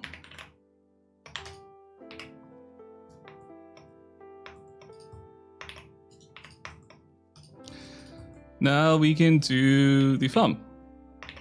So the thumb is pretty much going to be the same as the finger, more or less. Whoop.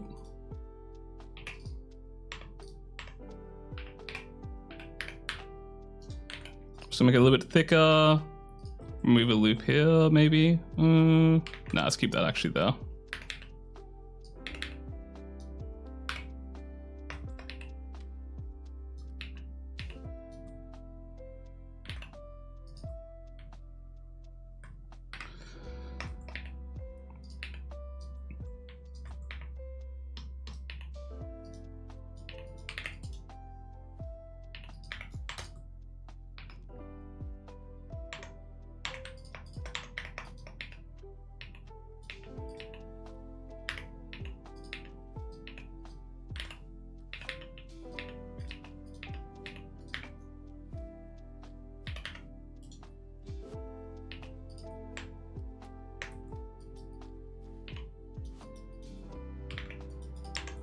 Thumb is kind of annoying because it's the way it's positioned, it's kind of like on an angle. So it's a little bit annoying to place. And like while I'm placing in the thumb, I'm also like looking at my hand where I'm like measuring like where my fingertips are ending. I notice that it's like right before like the first knuckle and stuff like that. So I need to push this back a little bit. I'm kind of straying away slightly from my reference here as well, because I don't think I drew it correctly.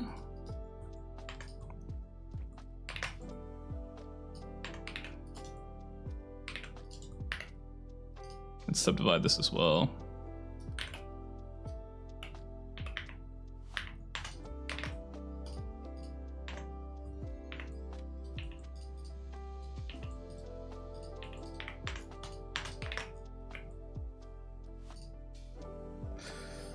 So it's going to be a little bit, what's it called?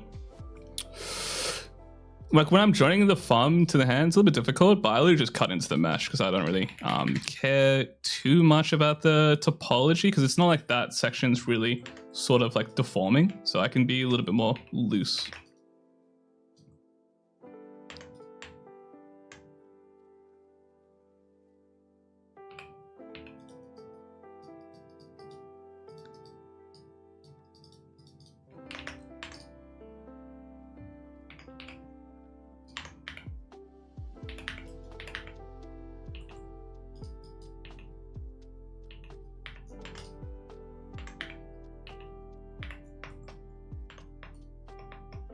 Nope, I should be able to touch that.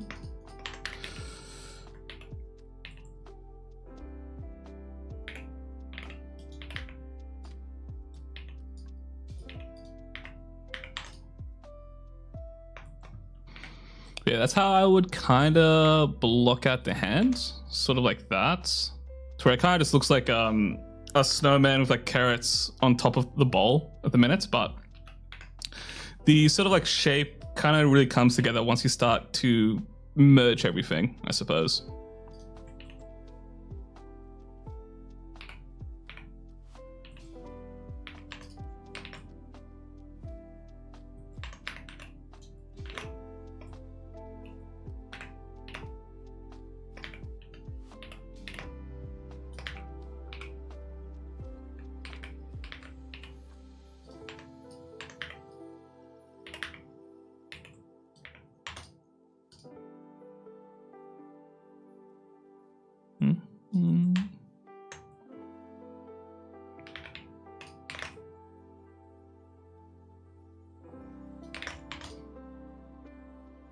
Okay, that's pretty much the hands for now.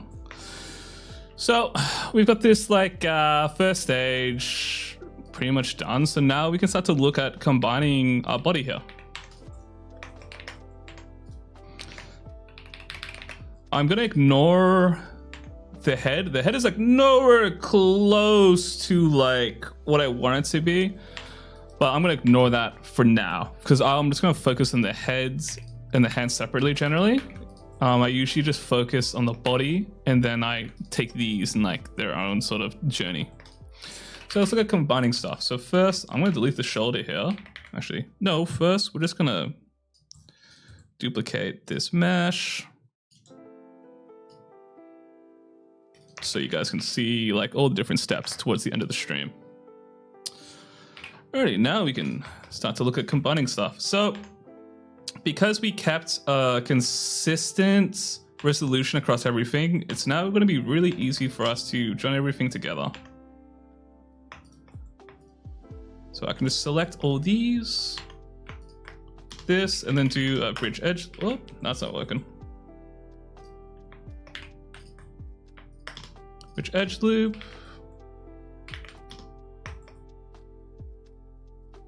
Oh, that's why. And now they're joined together like that. This is a destructive process as well. Lots of lost labor if you have bugs and make mistakes. I keep a copy of my character. I mean, listen man, it's just kind of the way I do it. Like, whatever works for you, but this is just my preferred method. So now we can start to refine the shape a little bit more that we have them joined. So that's why I kind of deleted the shoulder, because I don't really need it. It was just there for, I guess, just representing the forms. So let's now join up the rest of this.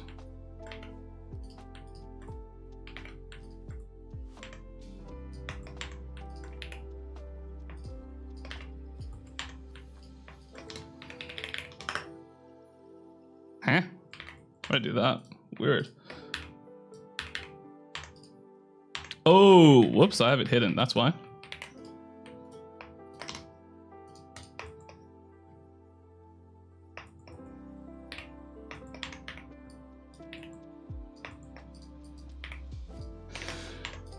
So now let's look to join this as well.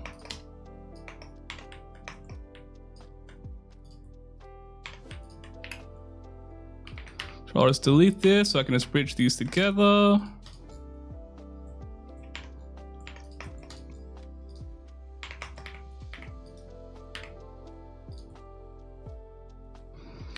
And now I can do the same in the legs here.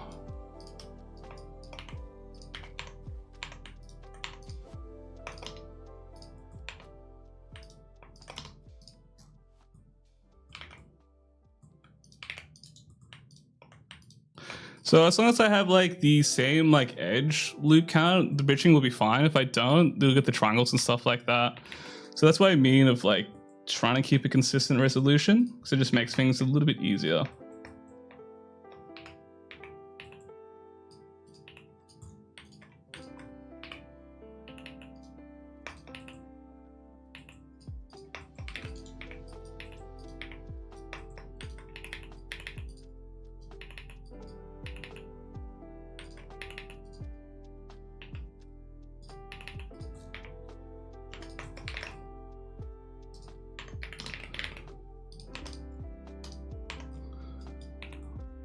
Okay. So now we have like the limbs and stuff joined together. So now we can start to play around with the topology a little bit more here. So also at this stage, I'll start to probably cut into the mesh a little bit more to get like the kind of topology I'm after and just the shapes and whatnot.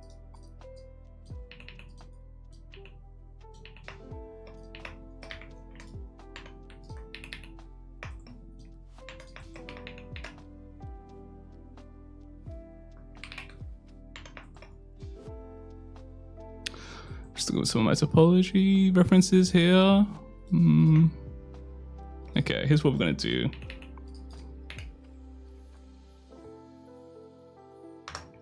So I'm gonna get cut into here just so I can have this section a little bit more defined.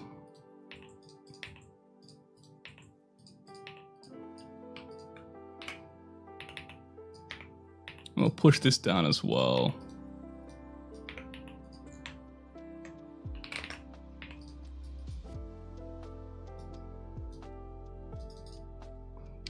Do you ever just see Chef and just want to go pss, pss, pss, pss, pss? What do you mean by that? Sorry.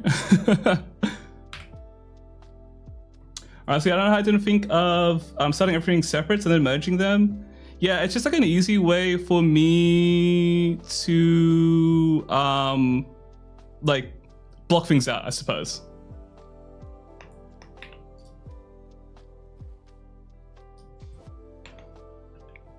So actually, let's do it more like this.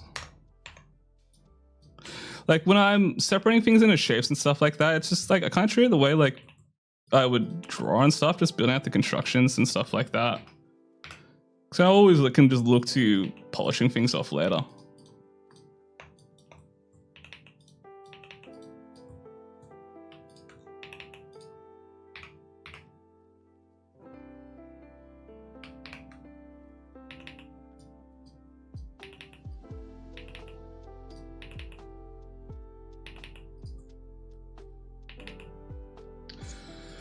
He stopped making 3D models for a bit and picked back up 3D animation. It's going well, and I'm thinking of doing another model. Yeah, nice. It's always like fun to sort of like I've taken a lot of long breaks from doing 3D stuff before. It's always fun to kind of like get back, you know, like how to say.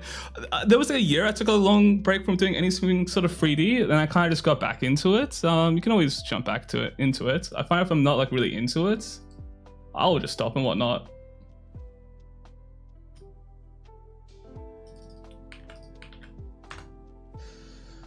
I kind of like old PSX and 64 models when parts are blocked out separately. A ton of those old models, yeah, it's like an interesting sort of like thing. All like the old PSX models and stuff like that, like the Resident Evil models and whatnot, just because like from memory, like all the animations, I think they're just, I could be wrong, but a lot of it's just like hard coded in and stuff like that. They didn't really have the sort of tools and stuff we have like nowadays.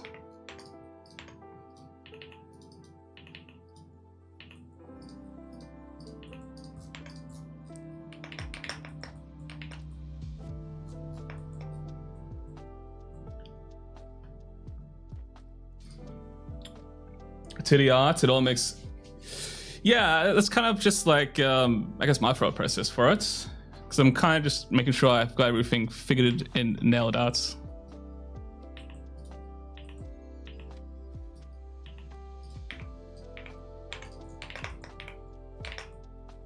So this is what we have currently. Oh, hold on, I still have to do a little bit more polish.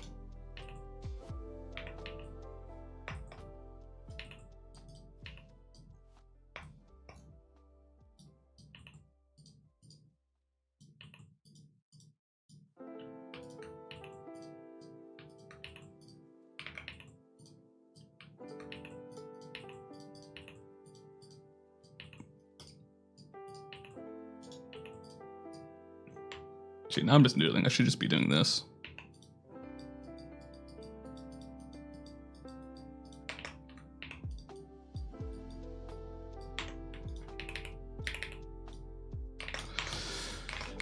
All right, so this is what we have currently of the mesh. So it's a little bit more defined now. This is what we had at the very start, this really blocky thing. But you can sort of see how we just go really stepped approach to where we just blocking out really rough geometry, and then we're slowly building up detail as we go, right?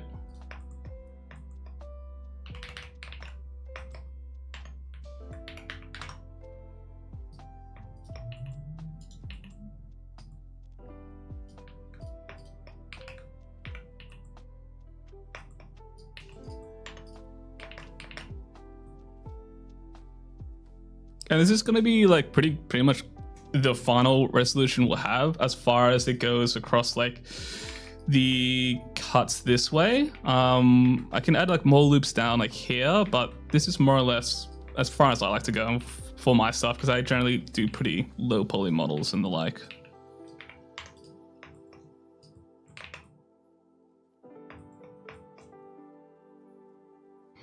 Okay, so let's join the neck now.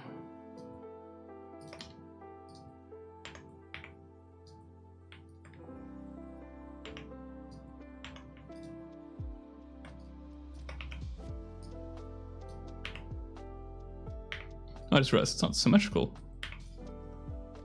Wait, it is. Oh my god, I had a mirror modifier, but like it still had geometry on the other side. Okay, let's now bridge.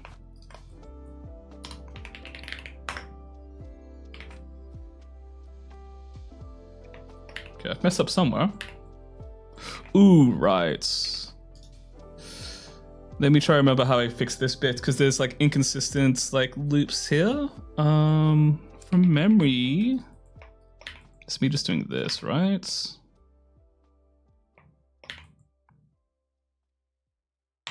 Yes, okay.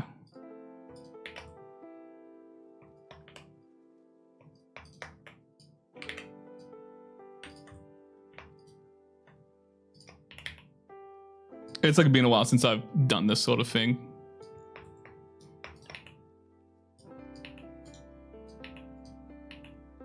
So I always just use the base mesh I built.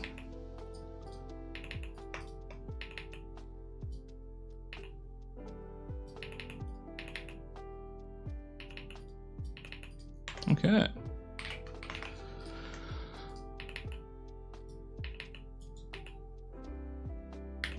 Sometimes when you're doing this, like the normals will get a little bit messed up. So a way to fix that is I just select everything, and then I will go type in reset vectors. That's just gonna clean up the normals and just reset them. That's something I do quite a bit, even though like I'm not gonna, everything's gonna be rendered with like flat materials, but I kind of just like doing it just so the viewport looks a little bit cleaner.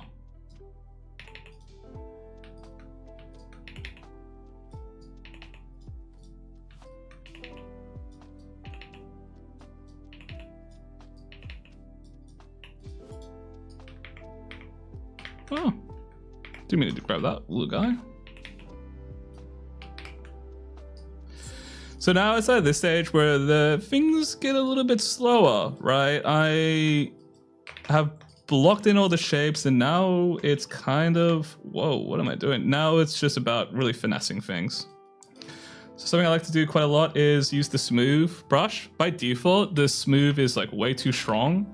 So I put it to like 1.5 to help me smooth in some of the edges and stuff like that.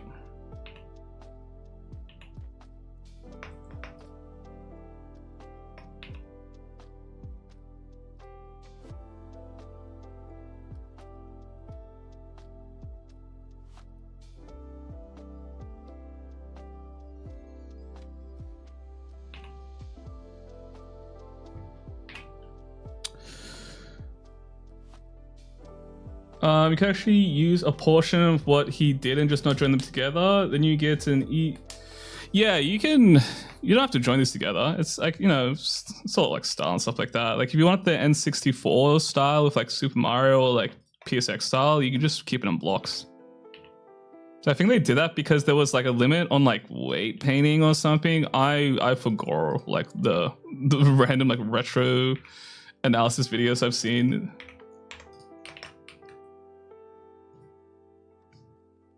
What do you press to bring up the command search you just did? I just pressed space.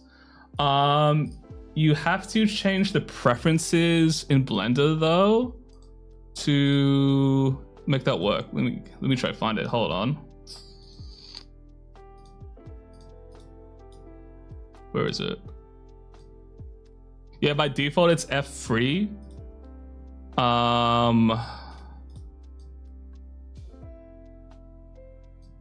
But I have it switched to like in the key. I can't show it because I have like custom stuff, but there's like an option to change what space does by default. I think it just plays the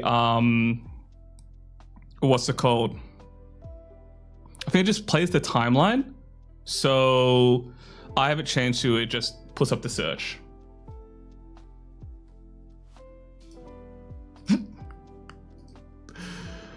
Man, I gotta stop banning people now. This is funny as. Oh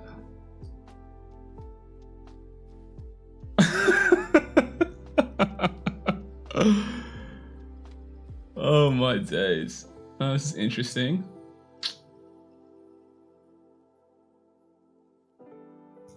I mean, I guess it comes with the territory, Lamar. I gotta stop banning people more.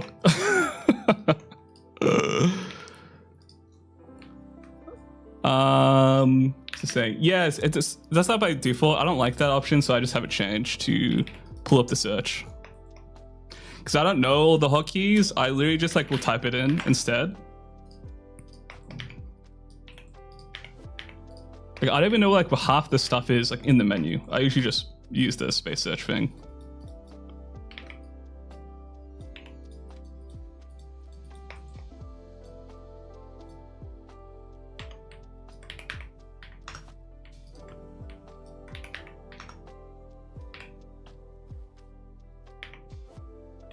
Oh my god, I forgot to give her a chest. Let's do that. Boo boo boo.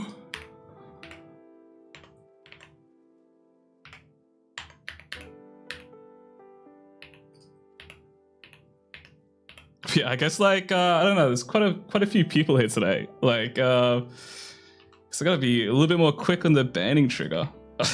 I'm just not really used to it, man. Shit is funny though.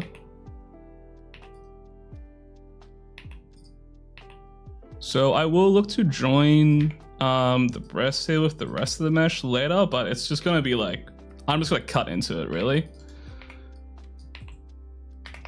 So it's more or less, what I'm essentially gonna be doing is more or less just extruding this bit out and then merging these loops like that.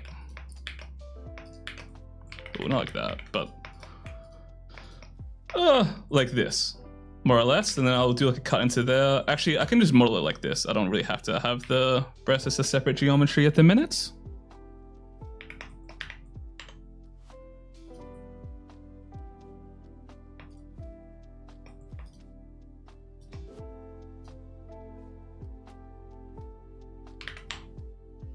But something we can do here is, this is why I like using the sculpt mode quite a bit, because I can mask stuff out like this, right? So we'll just mask this, or then invert the mask to where now it's just the breast here, to where I can smooth it out.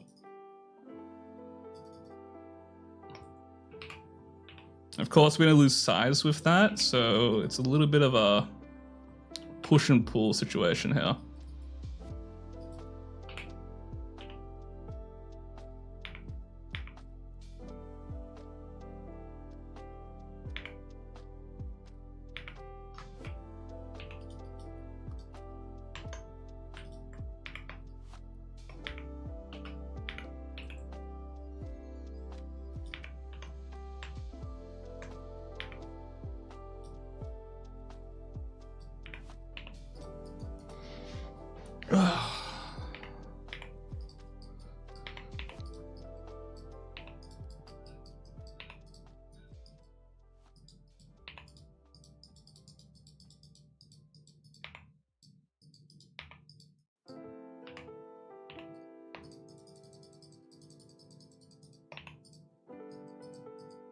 Sorry, I'm a little bit locked in right now, trying to get this right, because I'm like, it looks very weird.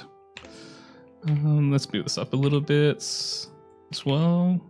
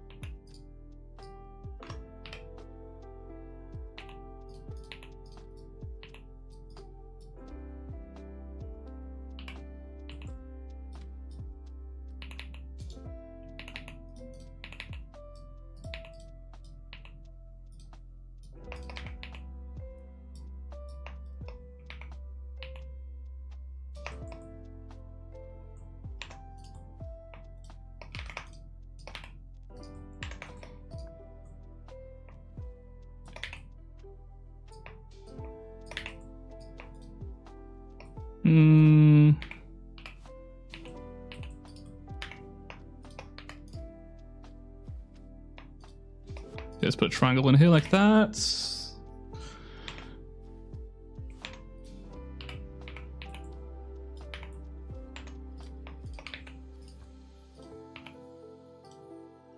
right now I'm just trying to think of like how I want this to like wrap around. Like I don't mind having triangles at these points. It's like whatever to me.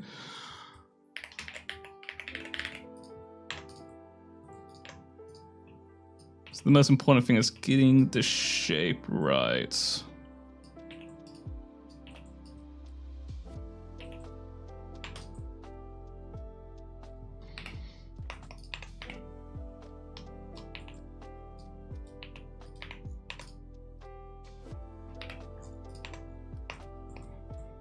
The chest is quite difficult to get right as well because it has an interesting geometry, I guess I should say.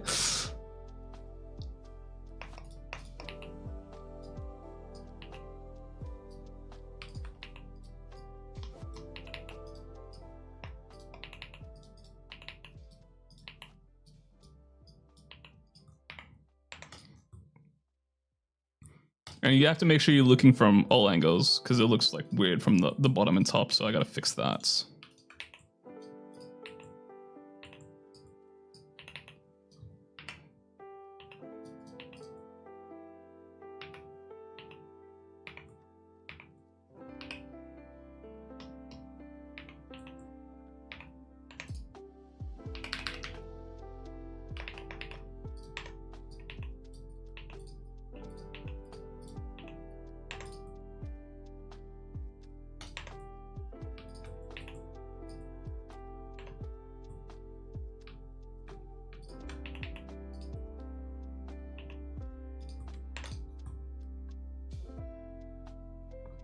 It's a little bit better. I do feel like it needs another loop down here. So what I'll do is I'll put a cut through this little spot here and shift this up.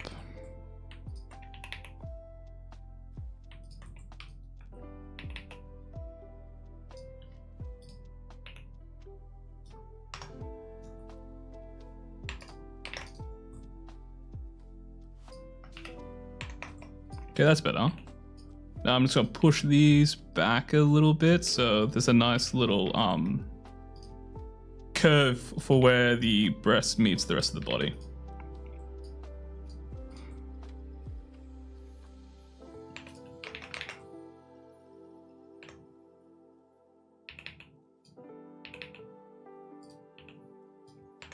Okay, nice.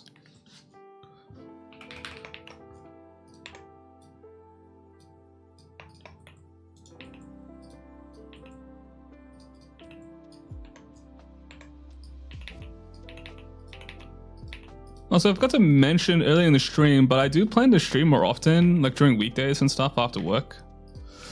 Well, maybe after work, maybe before work. I have to figure out the best time zone. If it's like before work, it'd be a similar time to today, but like 3 hours early. Because usually I'd be at like well into work right now. But if it's like going to be after work, it's basically going to be like 7 hours from now. But I'll see what works as the best time zone for like time for not just myself, but as well as like you guys, where what can fit everyone's schedule and stuff like that. Because I think most of my audience is from the States. Is my assumption? I'm not too sure. I haven't checked my analytics in a long time. But yeah, I plan to stream a little bit more regularly.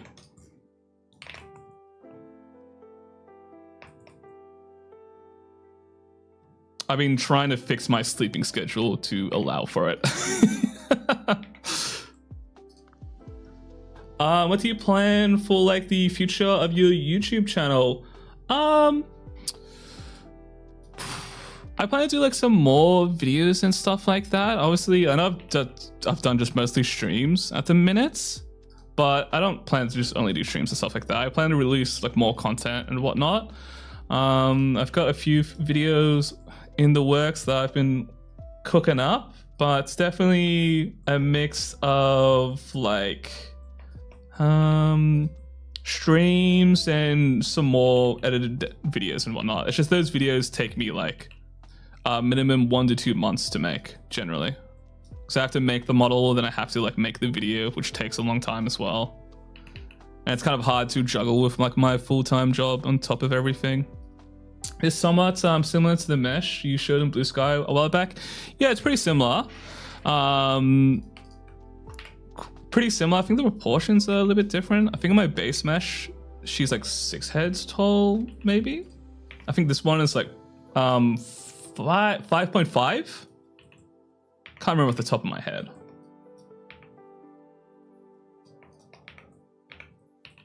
But yeah, I guess like with the YouTube, plan to do like more educational stuff and whatnot, and general advice, tips, and the like.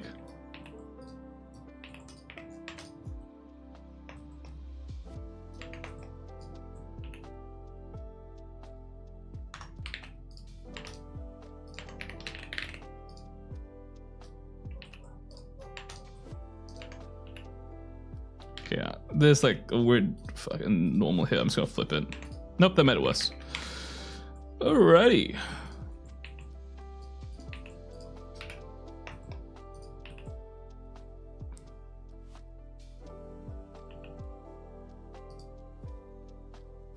Oh, it's sorry. I misread what you said. I thought you meant the base mesh that I showed. Oh my god, sorry. Yeah, I can't remember that too well. Sorry. I don't usually. I have like a Blue Sky account, but I don't actually use Blue Sky that much. Just because like I'm really bad at social media, so like me just using Twitter in general is just like a challenge because I don't use social media at all. I might make an Instagram again and post on that, like little short form videos, but yeah, I don't really use social media too much. I'm pretty like tapped out of that stuff just because like I'm lazy and like, I don't know, I'm quiet.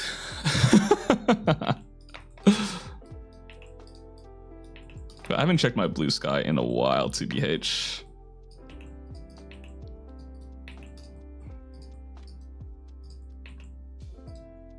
I kind of mostly just use Twitter just because that's where most of my audience is from. Plus, I have like a bunch of stuff like muted on Twitter, so it's actually usable.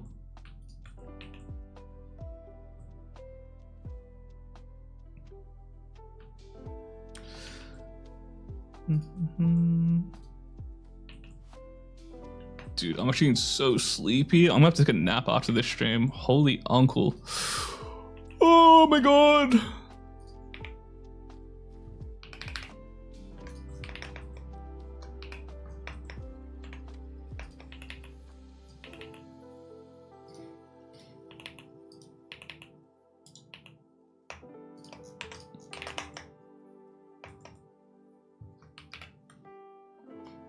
Okay, these arms are getting in my way.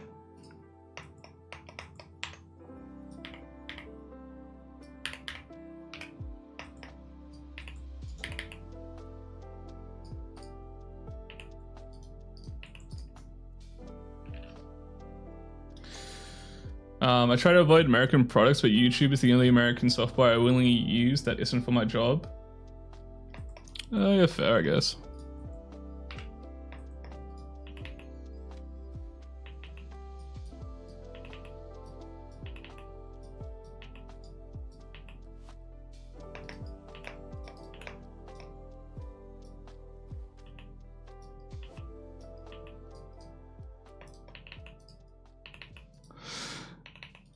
Okay, I'm slowly getting into the territory of where I'm just like noodling nonstop. So I'm just trying to like hit myself in the hands and be like, stop that, chill out, chill out.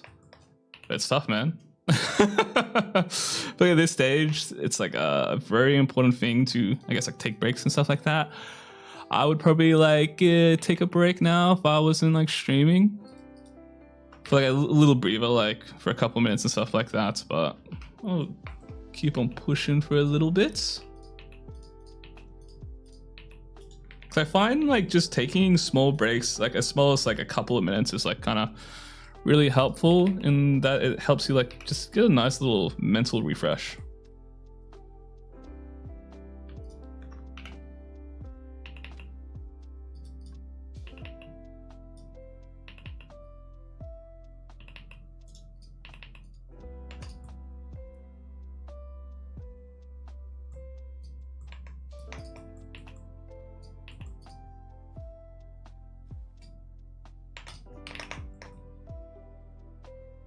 Okay, let's have a look at it now. In fact, the references, the chest is a little bit off.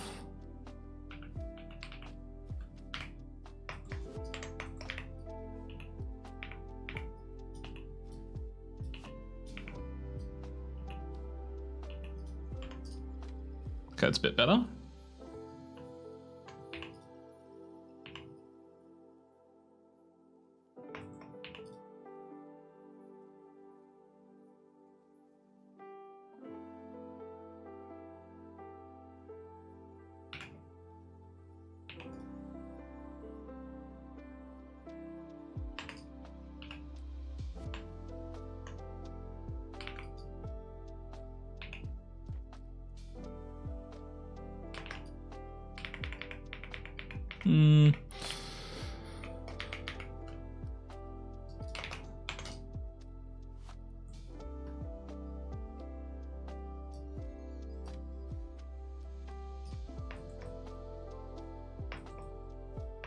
Yep, that looks fine.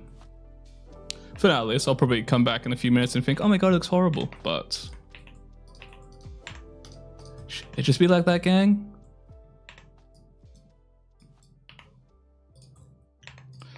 I forgot to join these together.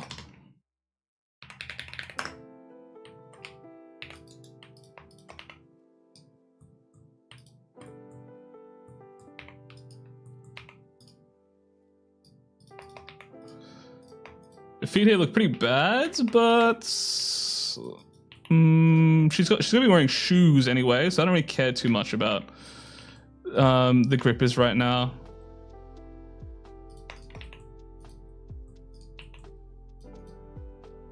It's not something of too much extreme importance at the minute.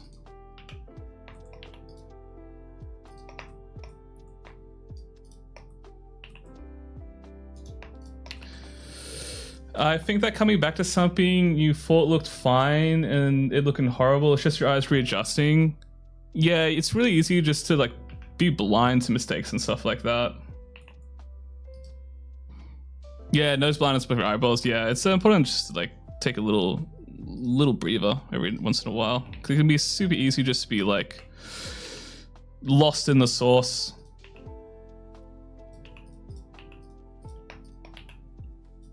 Sometimes it's as simple as like you just, you know, take a little step away, stretch, walk around the house for a little bit, and then you'll see like, oh my god, like what was I doing, sort of thing. Oh, Mario feet? Yeah, it's like a little bit like clonkers. In fact, now it's kind of triggering me. Like, at first I was like, oh, I'm not gonna really bother on this, but now I'm like, no, I kind of want to now. Let's hide everything else.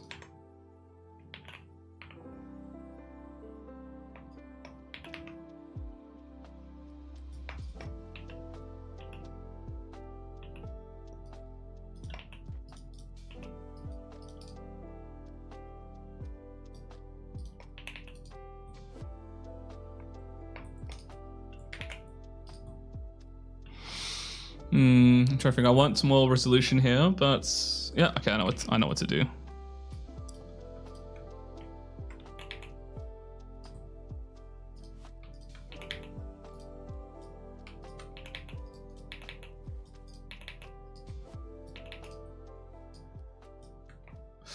Hey boss, how did you change the theme? I like the pink and everything verts. I can post it in chat. Let me get it up.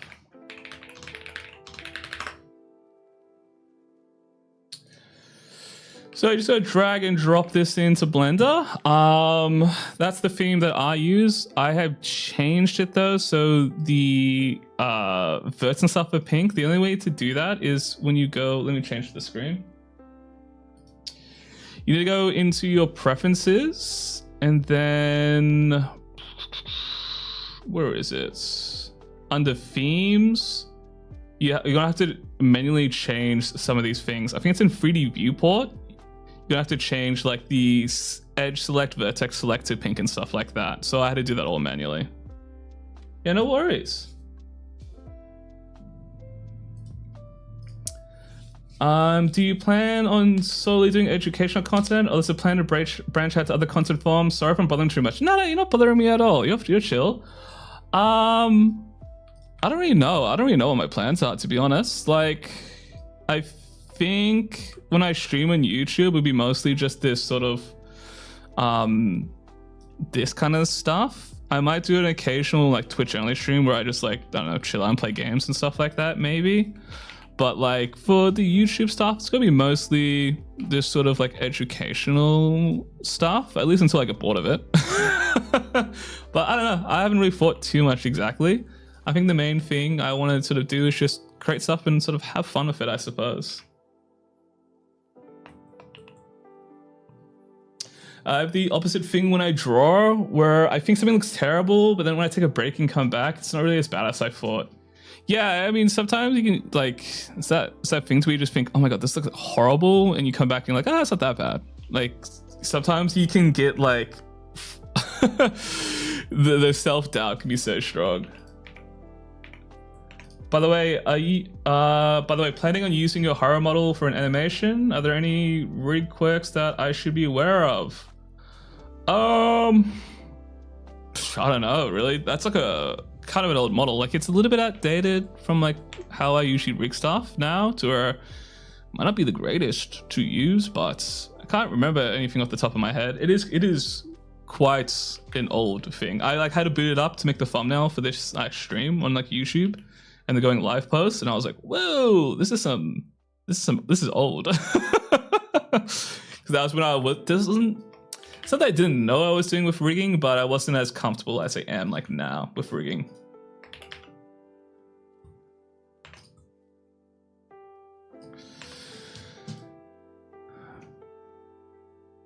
Definitely disappointed by my pixel art comeback. It's a nice feeling, right? Oh yeah, like, dude, pixel art. I used to do a lot of pixel art. I used to be like a pixel art artist, I suppose. It's be a lot of fun. Waiting out to pull up to some games, do some chill game streams. Yeah, what about streaming some stuff? I'm just not really sure. Like, I don't know. I don't play games too much anymore. Like, I'm not trying to be boomer here, but like, I have really low energy. I've always had low energy on playing games. To where like, if a game like captures me and I'm like locked in for several hours, it's like magical. Like when I remember playing Expedition 33 and I finished that in like 2 days, like flat, because I was fucking like, it was like 2 or 3 days. I was low-key like treating that like a job. I was so locked into it, bro. Oh my god. It could be fun to stream maybe like Undertale or Deltarune, because I've never played it. Probably like more Deltarune, because like I already know what happens in Undertale. I've seen like a million videos on it already, but I know nothing about Deltarune, so it might be fun to stream that. Some older games. I really want to replay Kingdom Hearts soon, so that could be fun to stream. I love Kingdom Hearts so much. It's like a really bad sickness. It's like, the OG Kingdom Hearts just has a special place in my soul. Not my heart, my soul to the very core. I once made a model with pixel art textures, but I didn't know what I was doing, so the UV maps are so hacked up and awful. So hacked and awful. Also, the pixels were clean. Hey, also it works. It works. Like my UVs are kind of like, they're a little bit like, not manic. They're like overly tidy sometimes, but then some things are just so like all over the place. Cause like whatever works sort of thing. Ooh, I love Kingdom Hearts. I played it recently. Dude, Kingdom Hearts 2 is one of my favorite games of all time, if not my favorite. It's like the best in the franchise. IMO, the combat in Kingdom Hearts 2 is like unmatched. It's like the best. I think gameplay wise, Kingdom Hearts 2 is my favorite by far. It's not even close. Kingdom Hearts 2 is just so good. I think Kingdom Hearts 2, then Birth by Sleep are probably my favorite gameplay wise. Then Kingdom Hearts 2 is so good. I love streaming to my mates Kingdom Hearts because they have no idea about anything about Kingdom Hearts. They're more like, they just play League. I'll keep it a buck. So they don't know anything really about that sort of stuff. So it's funny as whenever they see like Donald and Goofy. Haru mentioned that I must participate. Yeah, dude. I don't. Okay, I swear I'm not laughing here. I actually never played Uma Musume because I don't like playing gacha games, but like some of the characters in there are so like cute. I'm hoping someone will do a good Deltarune rig. So yeah, I hope so too. I saw like a really cool, like someone made like a PS2 remake of like Deltarune in like a Final Fantasy X style, and that gave me chills. Dude, streaming Final Fantasy X would be crazy fun. Heckin' Keyblades, exactly, bro. Man, I really want to do a Final Fantasy X playthrough soon. I'm begging, I'm itching. You would love Deltarune a lot? I hope so. Like, I've heard a lot of good things from it, and I'm shocked. I've stayed completely spoiler free. I know like nothing about Deltarune besides what the characters look like. But Undertale, I watched. I think I watched like too many donkey videos on it. But I'm completely like know nothing about. Excuse me, Deltarune.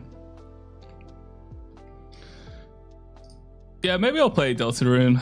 The only thing with Deltarune is like, I have to like read out everything. I need to make sure I've got the energy for it.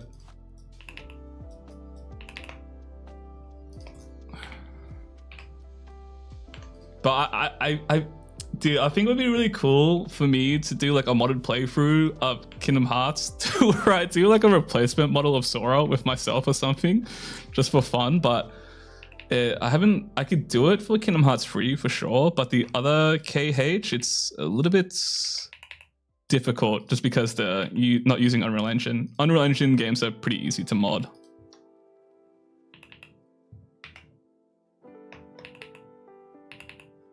Oh yeah, I'll show towards the end of the stream. I will show my new redesign that I'm working on. I've been tinkering around with it.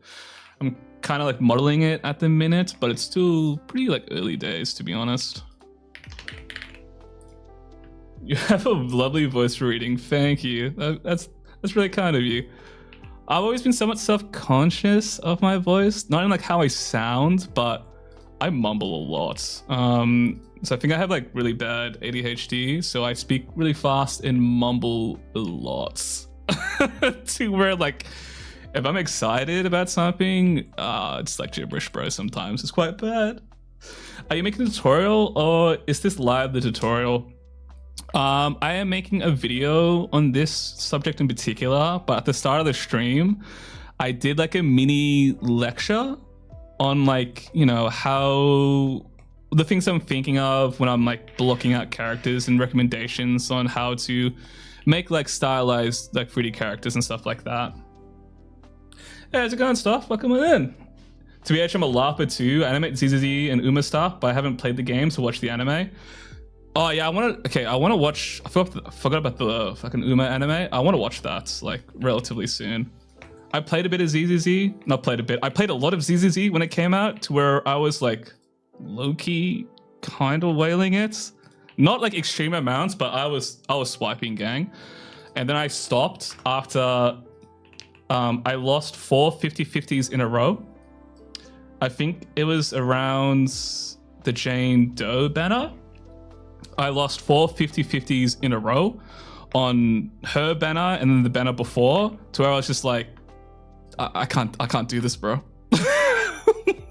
Like, it just became like a part-time job, to where it's like, even if I if I want everything, it's like I have to like log in and do all these dailies and weeklies. It was such a chore. I heard, like I was talking to a mate of mine, that they've made it much easier for some of the grinding, but I'm low-key banning myself from gachas after that experience.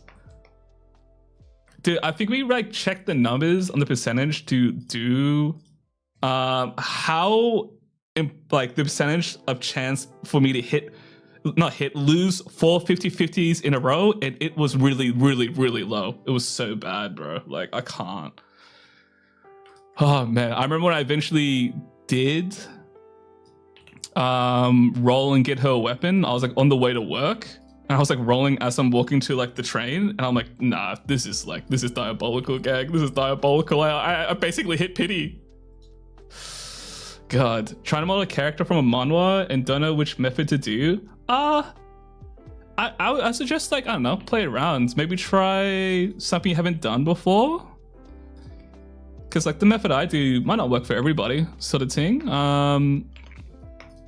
Definitely recommend just trying out different sort of methods and whatnot.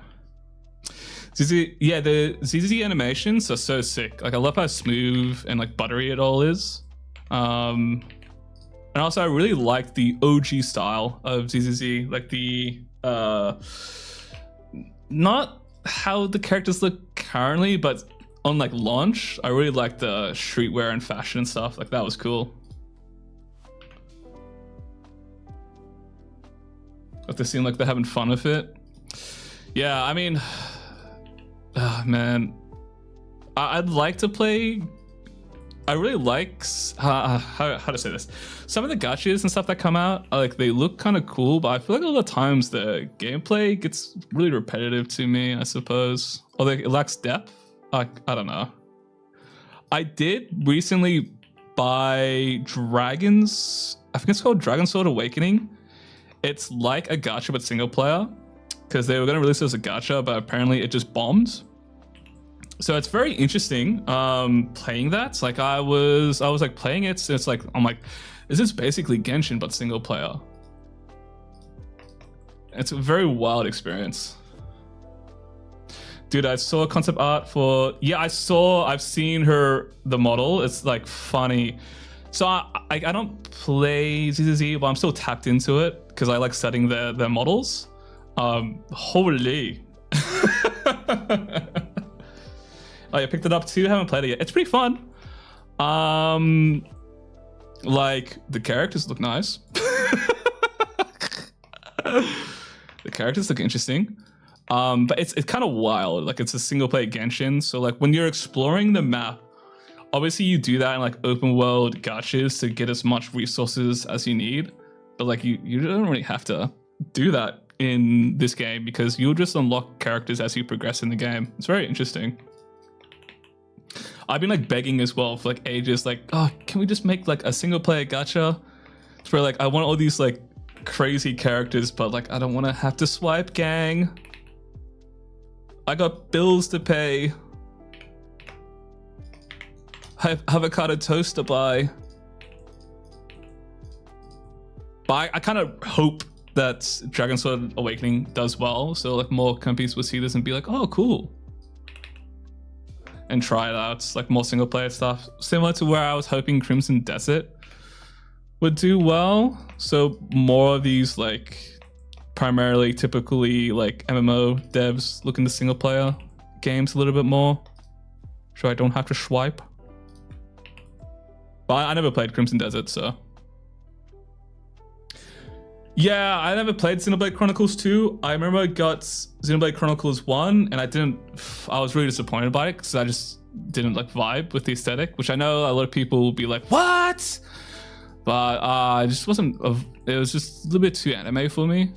I was a massive fan of the like OG Xenoblade that was on like the Wii.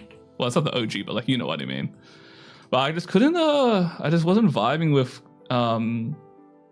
Chronicles on the Switch, which was sad because I had bought a Switch to play that game. Like I bought a Switch to play Xenoblade and I think Smash and maybe one other game. Oh, Mario Odyssey. Chronicles 1 is the best in the series. Is Chronicles...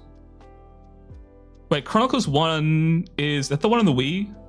And then 2 is on the Switch, and then is 3 the one of all like the gigantic like cast of characters? Gotcha. Oh, I will say that on Chronicles 2, there are a couple like I forgot the cold weapons or whatever that like have some interesting designs in a good way. Goated. Gunnerisms aside, very interesting designs. But I just couldn't get into the story. The voice acting was killing me as well. Like every time Rex was talking, I was like, please, man, like stop. I don't know, maybe it's like better now.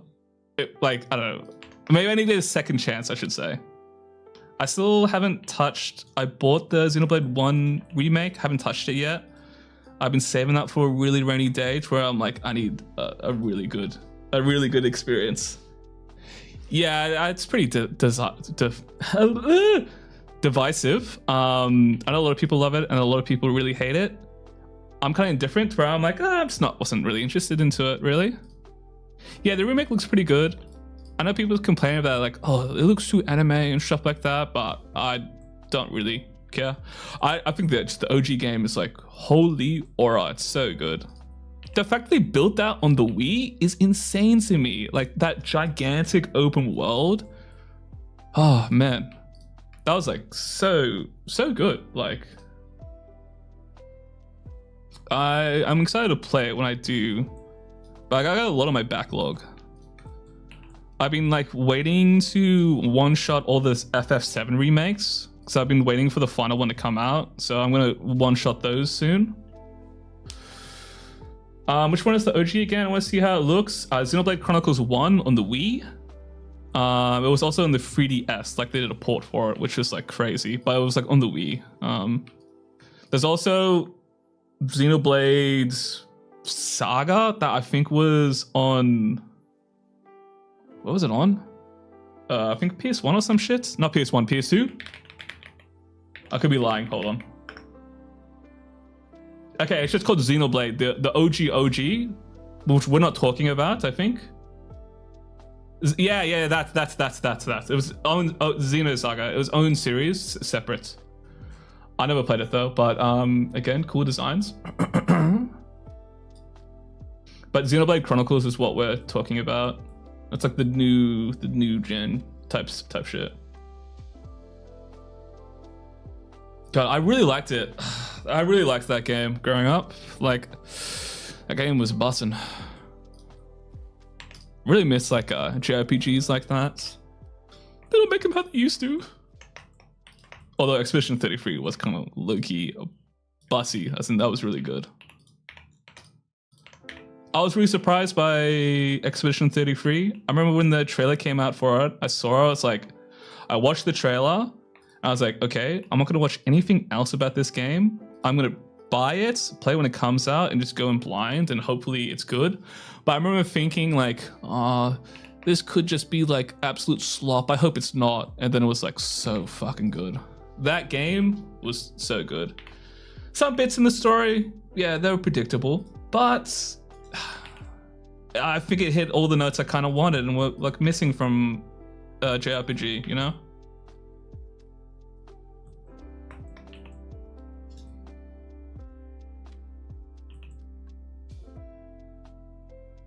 Oh my god, Rune Factory mentioned. Sorry, I missed that message. I like the style from Rune Factory Frontier and the older releases. Yeah, dude. I love some of their old Rune Factory styles. I don't like the new Rune Factory, to be honest. But the old OG, so good. The games are good as well, though. I think it was Rune Factory 4 on the 3DS. That game was goated. Was it on the 3DS? I gotta Google this.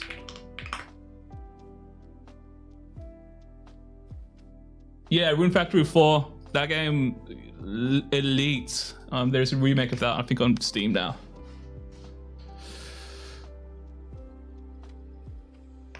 No way, Xenoblade is a Wii U game. Yeah, they had, I think it was Xenoblade X that came out on the Wii U. I had a lot of people say Xenoblade X was good. I never played it. I think it's on Switch now, but I mean, there was some good games in the Wii U. Xenoblade Chronicles was just on the Wii though. I think the only Wii U Xenoblade game was Chronicles X. Yeah, Wii and Wii U are different. Very, very different. One has games, and one has a couple of games.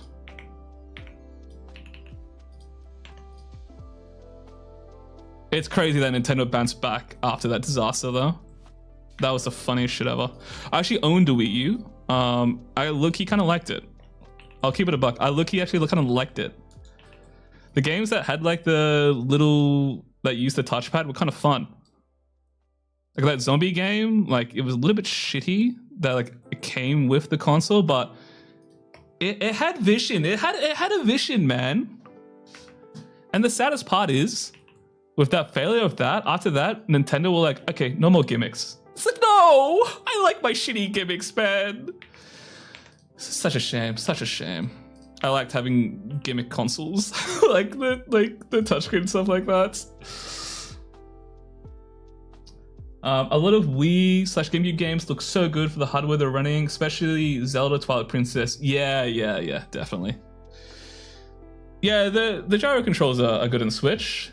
Yeah, I don't have a Switch 2 because I'm poor, but I thought it was cool.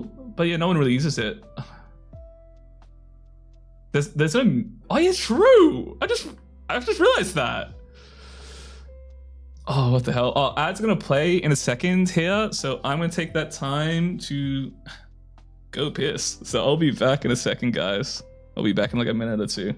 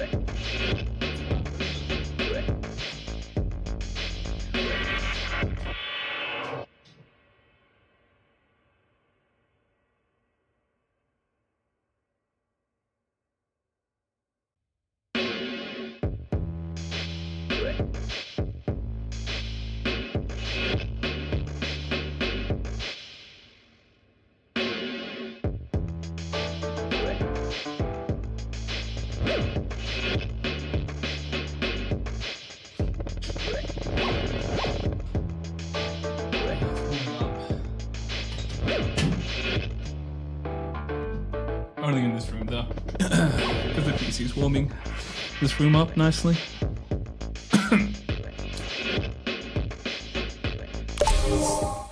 Okay, ads are almost done, thankfully.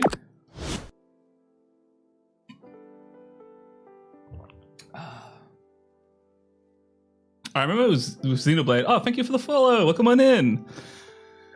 I remember Xenoblade. It wasn't initially, I think, released to like, it was like a Japan exclusive for a bit. That's right. I remember there was a change.org petition for was it change? I just remember there was like a giant like outcry to port and translate Xenoblade Chronicles 1, and then also there was another game that as well got translated, like localized, but I can't remember what it was called. I remember Loki not liking the game, to be honest. Hey, thank you for the Prime, Taters. Thank you. Not gonna lie, I'm gonna go nap or watch the VOD later. It was nice catching you live. Hey, thanks for stopping by, brother. Thanks for stopping by. I hope you have a fantastic nap. And don't worry, I'm gonna do the same later tonight, so... Ooh, maybe I shouldn't take a nap after now if I want to be cooked. Hold on, let me find what that game... Prime, Amazon bucks coming my way. Thank you, Mr. Jeff Bezos. Let me find what it's called. Xenoblade Chronicles. What was it called? I can't remember. It was some other like JRPG that was kind of like an action RPG or something like that. But I remember just not vibing with it at all. Sorry, it had like odd controls as well.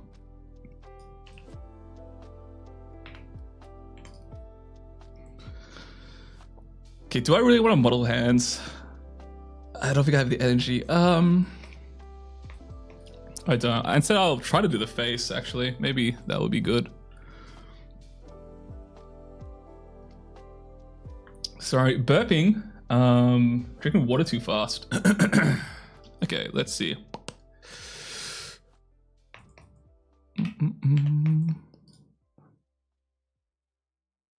How am I gonna do this?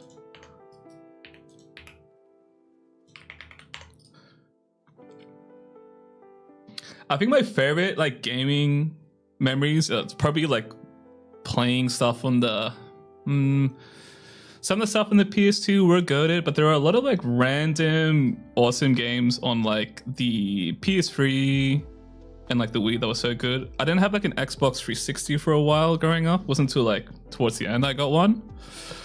But like honestly, that was just a designated like Halo machine. But there were a couple like exclusive, really nice JRPGs in there, I remember. I think there was like one in particular that everyone really recommends, but that's actually really hard to get a copy of now. I think it was called like Odyssey or something, not to be confused with the movie. Let me find it. Xbox 360 JRPG. It had like some time. Lost Odyssey. I never played it, but I heard like a lot of people like really rate it.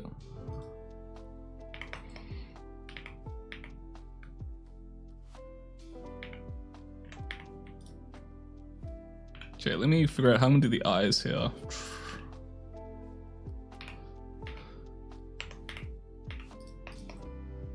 But I kind of miss the aesthetic from old like, I guess, GameCube games and stuff like that. This is one guy on YouTube. He is working on he's got like a little devlog series where stuff looks very similar to like Twilight Princess and stuff like that. It's actually so sick.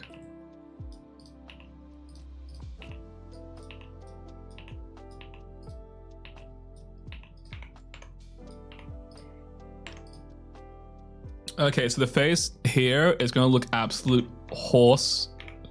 Like, it's gonna look really bad for a while, but we're just gonna have to push through it, gang.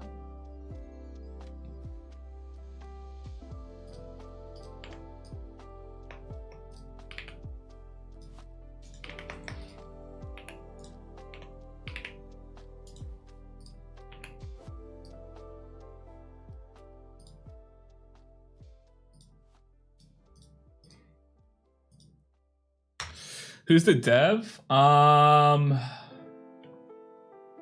Memory. Give me a second, I'll find him. I actually want to put this guy in the chat because his stuff's really cool. Popo. I just remember, I think he has a profile picture of a koala. Koala.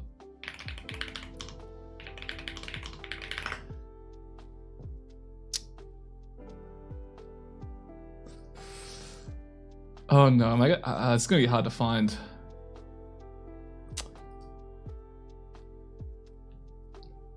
I'm really bad at names. I'll give it a buck, guys. Let me see if I have him somewhere in like a playlist or something.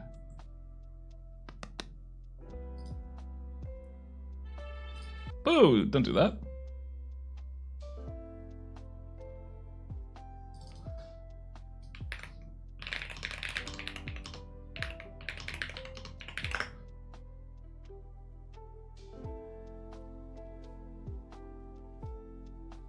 Oh, I can't find him. Oh, I can't find them.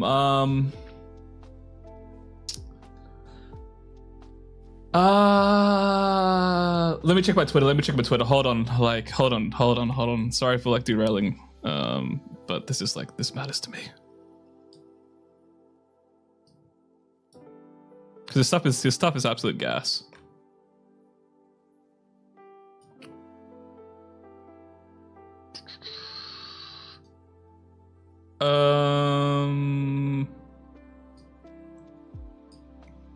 Pretty sure I'm following them on Twitter. Let me just check my who I'm following.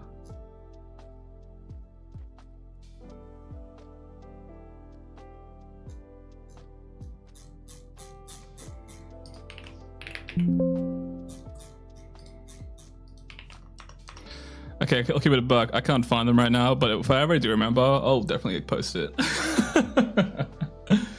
I've had a couple of consoles growing up. My favorite one, I'd say, was the Switch, mainly because of Zelda Breath of the Wild first experience. Yeah, that was a good game. Hey, how's it going? Balls deep, 69. I think my most cherished console would probably be the DS or 3DS. I just have a lot of memories playing the DS as a kid.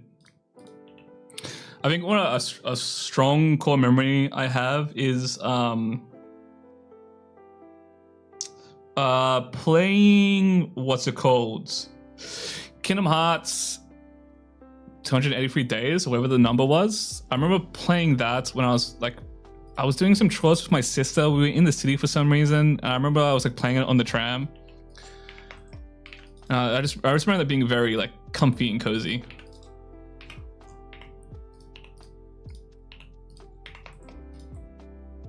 It's like a good nostalgia core memory.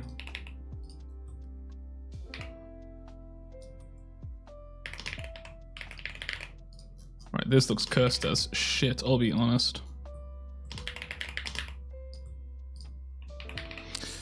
But gotta trust the process.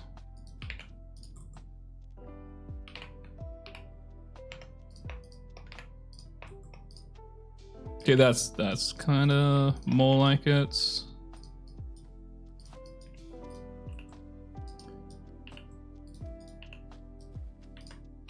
Yeah, so this is kind of like the inner workings of the face topology I generally do, except for I usually have a loop. Ooh, this is gonna be annoying. Wasn't there an animation thing on 3DS? On the DS, sorry? Yeah, what's it called? Flipnote? People still use that, which is like really sick.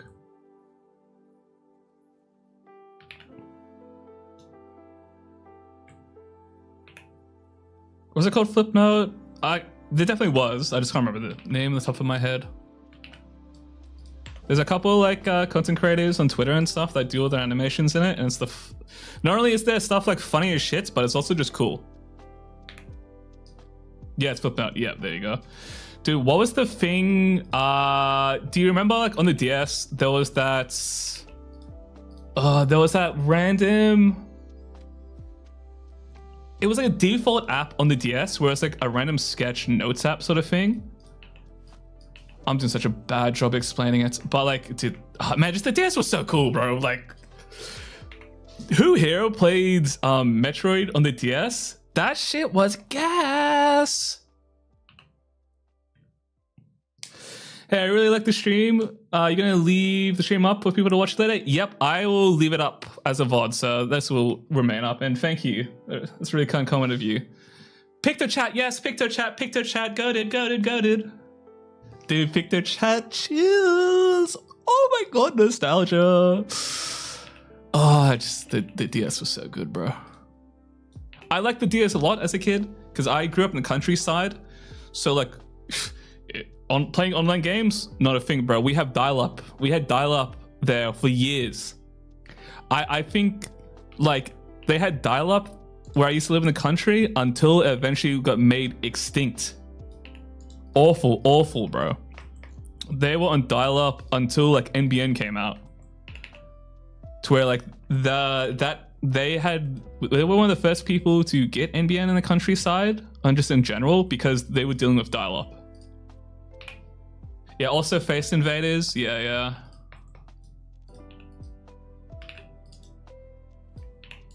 That's what I mean by like I miss like the gimmick shit that Nintendo used to do.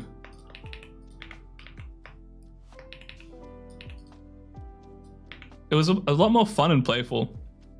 I thought what was the cardboard thing that they had in the Switch? I thought that was kind of cool. I thought that was like really cool for kids and stuff like that. I'm like, oh, that's epic.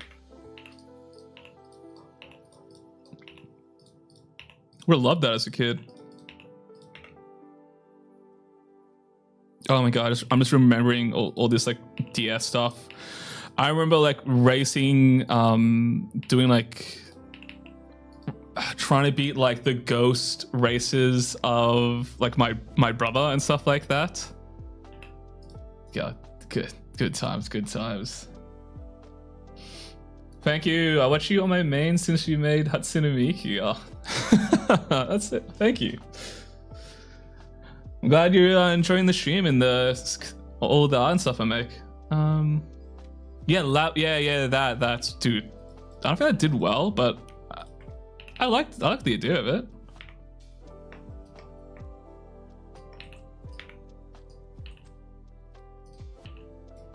We need some more whimsy in gaming. I'm telling you.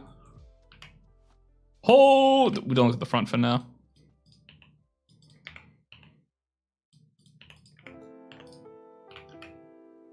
Oh my god, it's like, this is cursed, bro. But it's fine. We can fix this.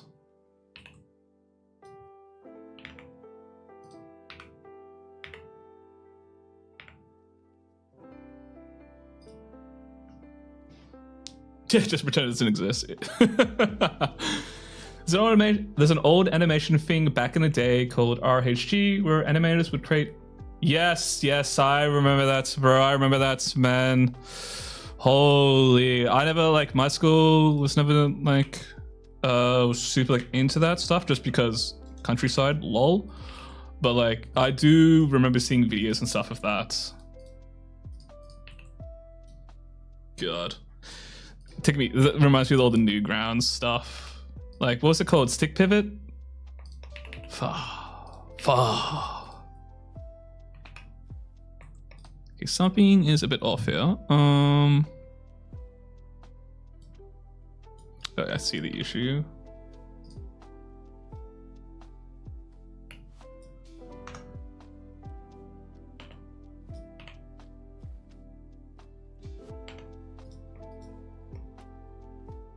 Or do I see the issue? Or am I lying to myself?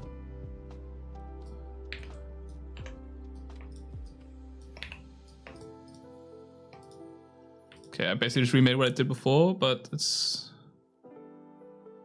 Oh, no, I understand.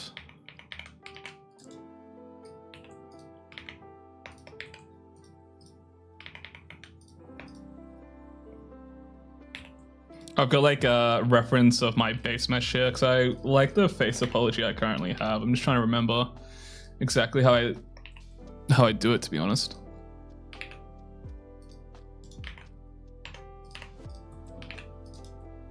I think it's like this. My class in middle school had lots of stick figure battles because comp sci. Yeah, dude, Adobe Flash Animator, bro. Holy man, those were the days, dude. I watched a lot of stick figure compilations on YouTube back in the day. Definitely shouldn't have been. Yeah, me either. I remember like watching all the crazy like death battle ones. That was so funny. Not like actual from like the channel death battle, but like you know what I mean. Some of the stuff in Newgrounds was so bad to watch as a kid as well, but I remember all of it. Oh my god, what is this, bro?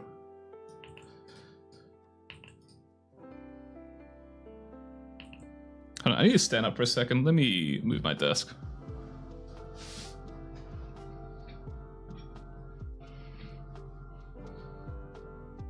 Let me stretch. Guys, make sure to stretch and drink water. Ugh. Oh, oh my god, my shoulders, ouch.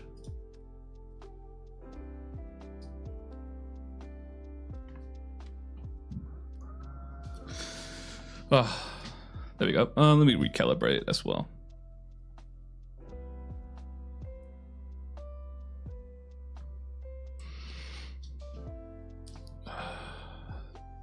Oh yeah, the SCF movies. That was, dude. I remember I was such a big fan of Tomska. Dude, his shit was so funny. I loved all of his videos, bro. So goated. Oh, I remember Ed's World as well. Oh, my days.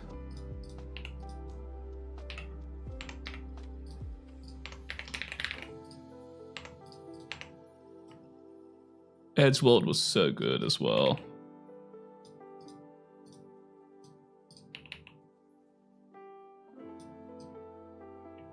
Kind of like miss the old like comics and stuff from like back in the day. Such a like, yeah, people still make this kind of things, but it's very different to how it used to be.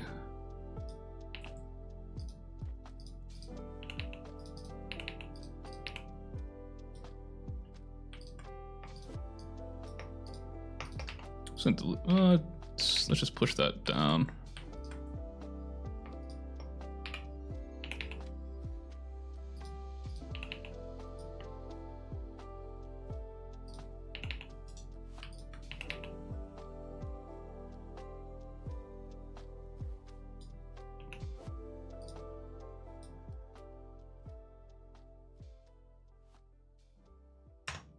I feel like I'm doing the nose wrong here from how I usually do it, but I mean, we'll see. We'll just vibe it out.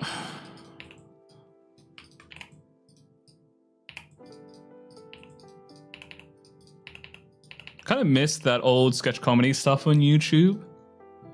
Like, some people still make it. Like, I really miss watching, like, I don't know if they still make videos.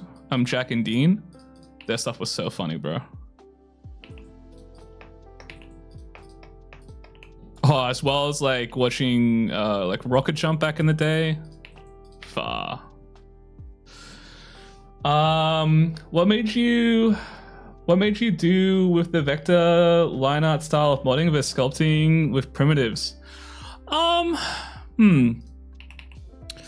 I used to do a lot of like not traditional, but digital sculpting and stuff like that.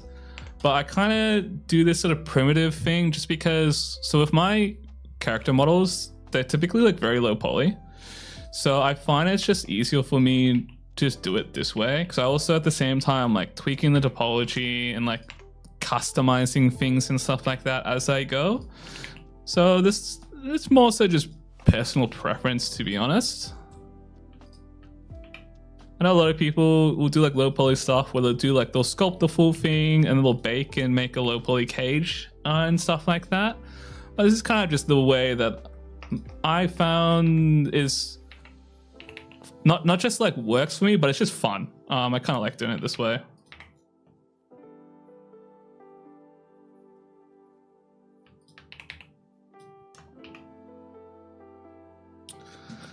All right, I gotta fix this nose. This is like a little bit scuffy.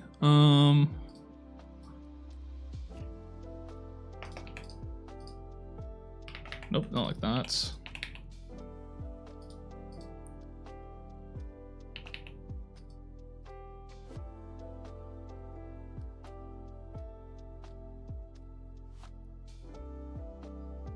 Sorry, I'm just looking at my reference right now. It's not really making sense to me. Oh, that's why. 'Cause I'm stupid. And yeah, that's pretty much it, right? Boom, boom, triangle there.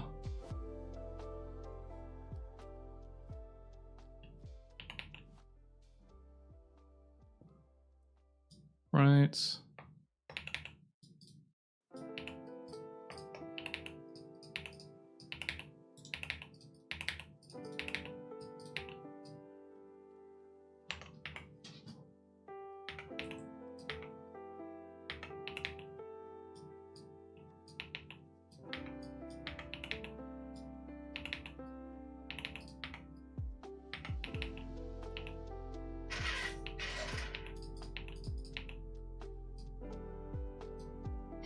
I've been delving into 3D for a bit. Blender, Nomad Sculpt. I would be a lot better if, what do you mean the object isn't centered during symmetry mirroring? What's my biggest issue? Yeah, I haven't used Nomad before. So I wish I could help with that, but yeah, those sort of like random errors are like so annoying. That's why like, getting into 3D is kind of like difficult because it's just, you have to get past like the really obnoxious like software. It's like such a difficult barrier of entry. So that once you get like finally, not like understand it, but get used to it, it becomes a lot more fun and straightforward. It's kind of funny how relaxing it is for me to watch someone else do 3D modeling, but as soon as I open Blender myself, I get stressed out. And I know what you mean. I know what you mean. Like it can be just like starting is sometimes the biggest battle, where there are a lot of times I'm just like, oh, I can't be bothered to do anything. I just want to chill out. Oh, I'm just not in the mood. But then as soon as I just get started, I'm just like, oh, this is like, I'm locked in.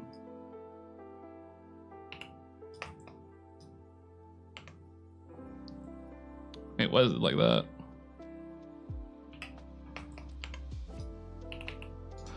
Oh, I think I know why.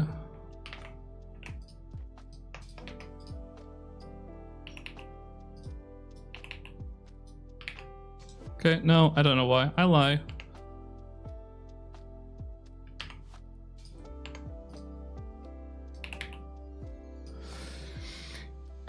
Yeah, when you feel like getting back into 3D, Blender hits you with 5 new versions. Yeah, I don't really update my Blender versions, to be honest. I like staying in like old versions. I'll only do it like very begrudgingly so. But most often than not, like I took forever to upgrade to 5.1, and I'm pretty sure there's already new versions. But I take my time with updating software because I find like whenever a new release comes out, I'm like, oh my god, it's gonna be buggy.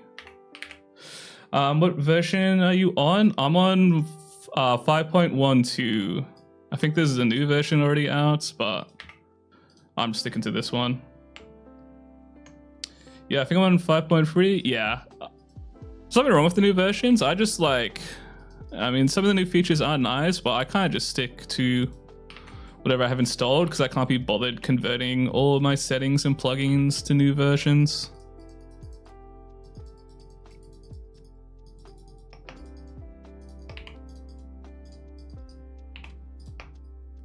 I'm quite lazy in that sense. It takes me a long time to update my stuff.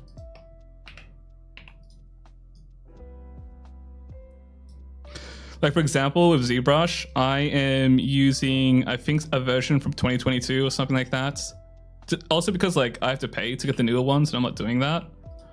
But yeah, I'm not really, as long as I have the tools, it's fine. Some of the updates like are really nice and handy, but you know, it's not always necessarily a requirement, I find.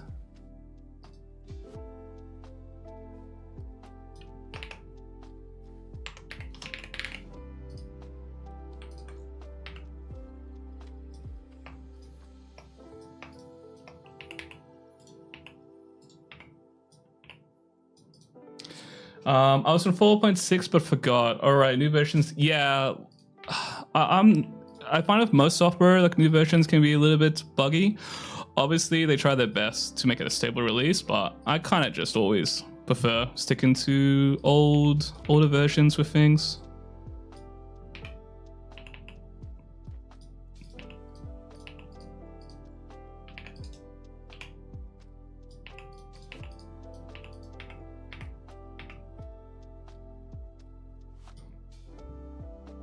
I reverted back to Blender 4.5. Yeah, I think I heard I was like having issues, I think with, I forgot which version of Blender. I was having issues with it, so I just reverted back to the old one.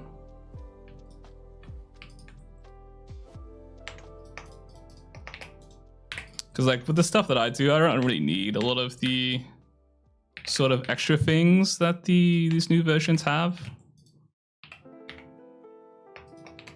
Oh.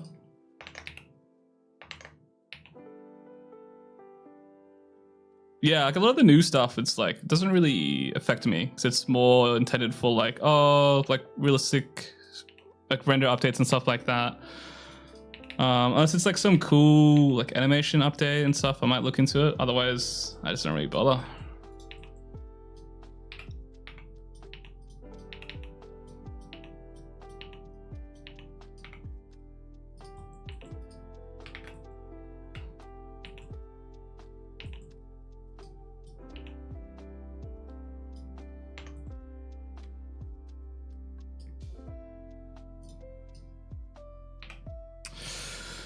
Weird question. Your eyes in holes like this model you're working on, but your mouth is flat. How do you do that? Like, make it move and lip sync?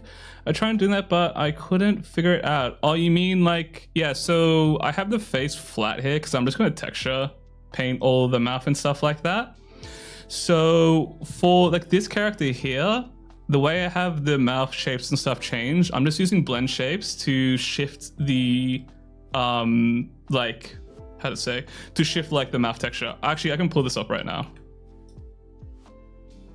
I can pull up the model. Give me a second.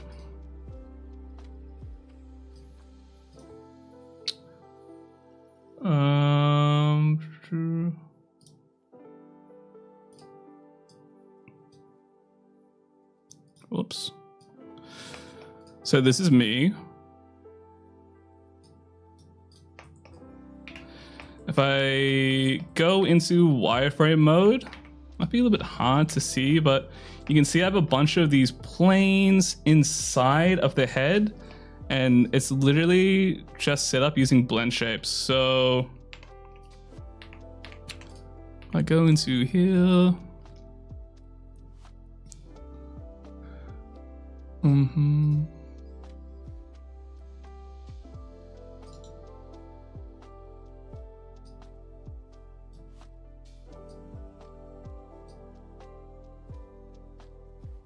So, and here I have all these different blend shapes and whatnot. I just remove this driver.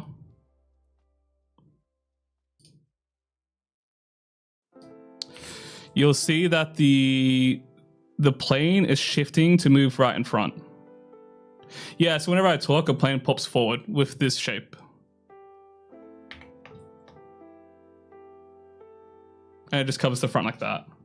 Are you using a keyboard? I have a TurboBox, but right now I'm just using my keyboard. I usually only use the TurboBox when I'm like painting and stuff like that.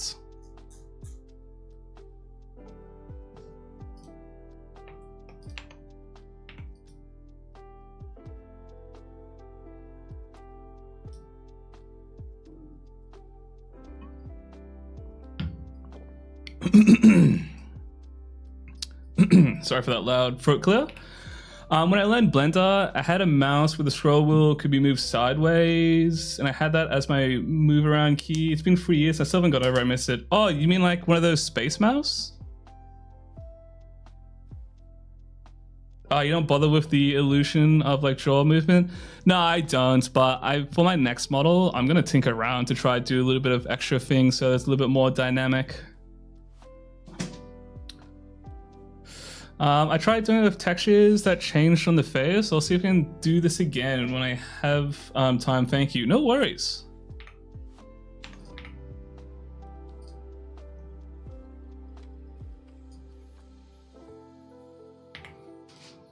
Oh, I'm losing steam. I'm losing steam.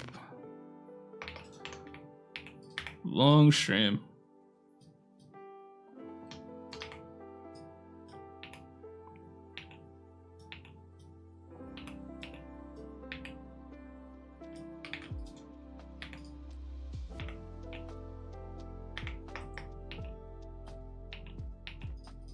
But I'll try to do a little bit more.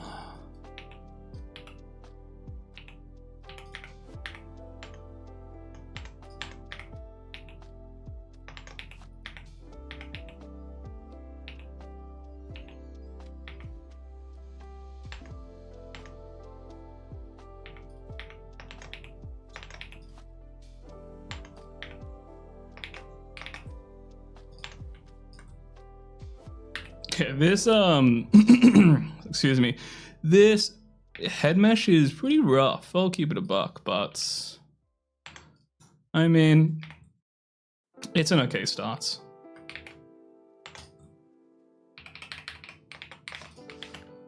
Okay, let me sit down now.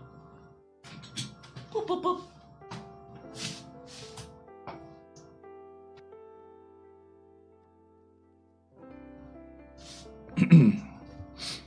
Oh my god, my throat's like clammed up, gang. Okay, yeah, it's quite a mess, this.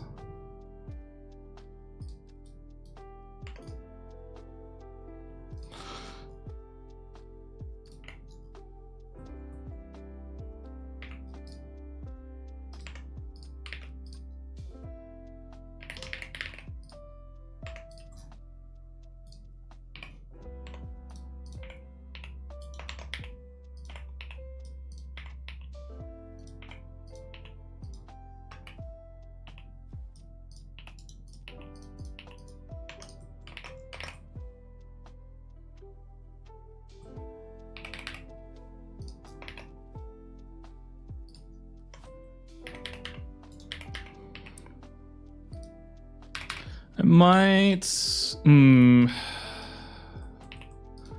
pull in my base mesh for the head. I'll work on this a little bit off stream,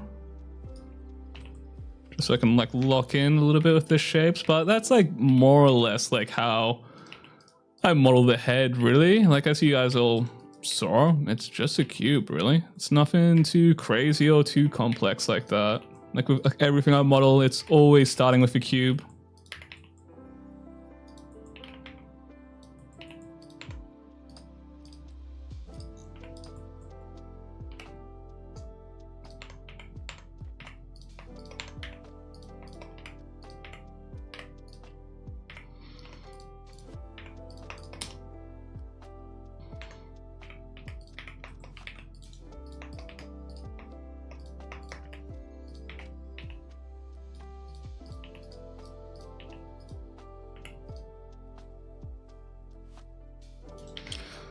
Okay, I just want to triangulate this, please.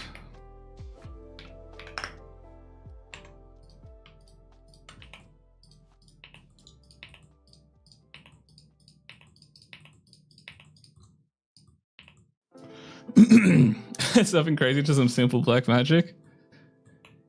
Yeah, a little bit.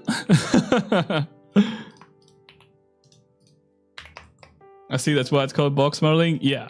Actually true, actually true. I forgot about box modeling. Yeah, basically I'm just box modeling, hey.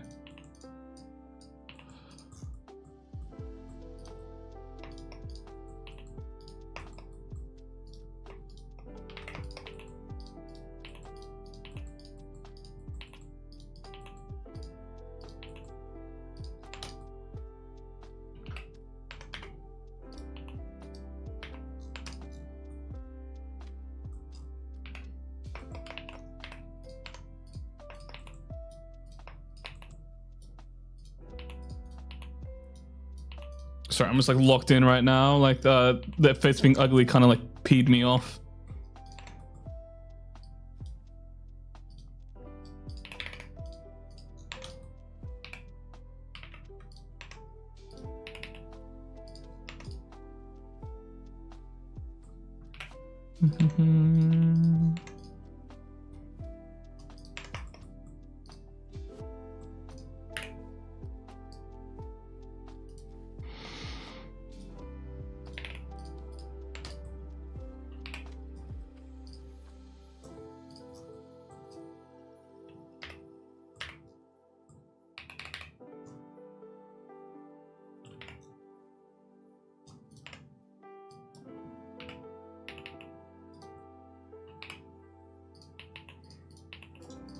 I think the only thing I have to fix here is the nurse apology isn't exactly how I usually cook it up, and I have to shift the face a little bit, but I mean, that's more or less it, really.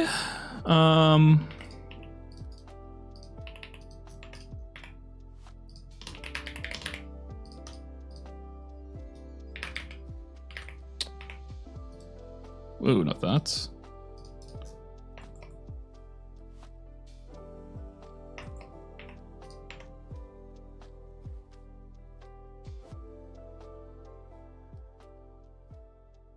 How would I fix this? Right now there's like a huge like cut here. That's like cooking it a little bit with the form.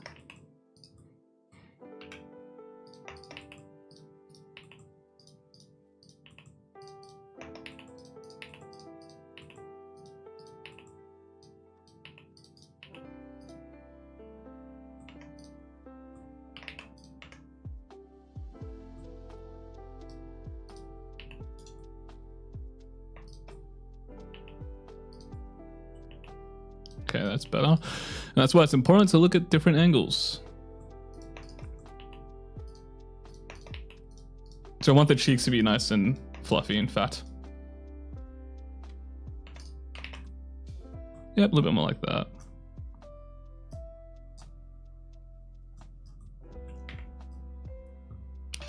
Okay, I think that's fine for now. So where are we at? Almost at 4 hours, so we'll close shop soon. But just quickly, we'll just go over what we've done today. So, started off with this. This was the first step to where we're literally just building it up using really simple geometry and primitives to try find and get in form and stuff like that. Really just focusing on the basics and stuff like that. And then after that, we look to subdivide things. We looked at a little bit more detail, apply some more resolution so we can further refine the shapes and geometry and stuff like that.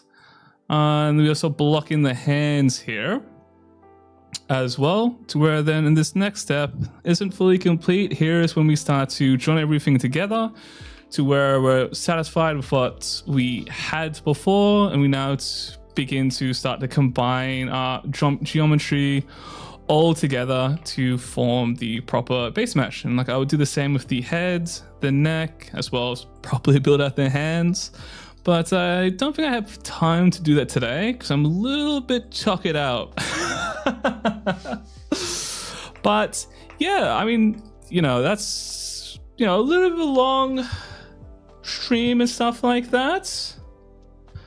I popped in late, I'll watch from the beginning. Then once you finish and need to study more. Yeah, I recommend for those who dropped in late, if you want to see more of my process, give the start of the stream a watch. The VOD will be up on my YouTube channel.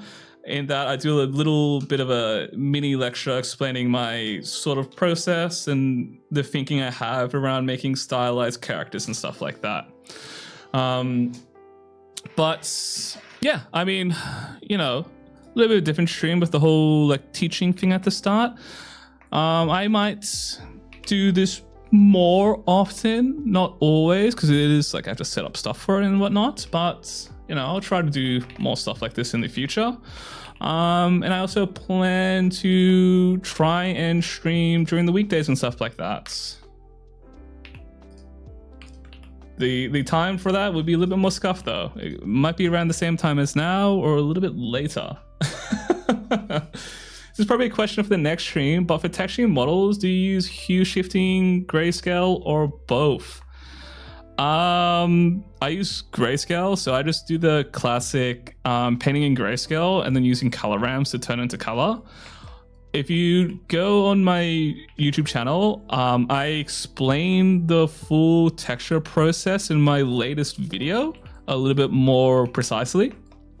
Towards I think the later half of it is when I cover that. Subbed and hit bell. Thanks for that help. No worries. Thank you. Thank you for subscribing.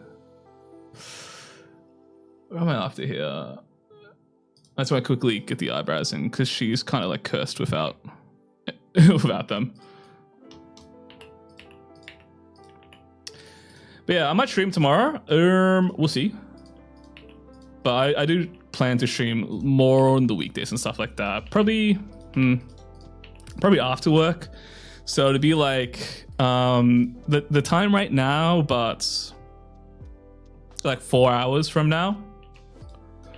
So a little bit different, just because like I live in Australia, so time zones and stuff like that. But I might pop in a cheeky stream in the morning before I go to work if I wake up early and if I have the courage. But we will see. I'm gonna experiment with stream times and stuff like that for weekdays at least.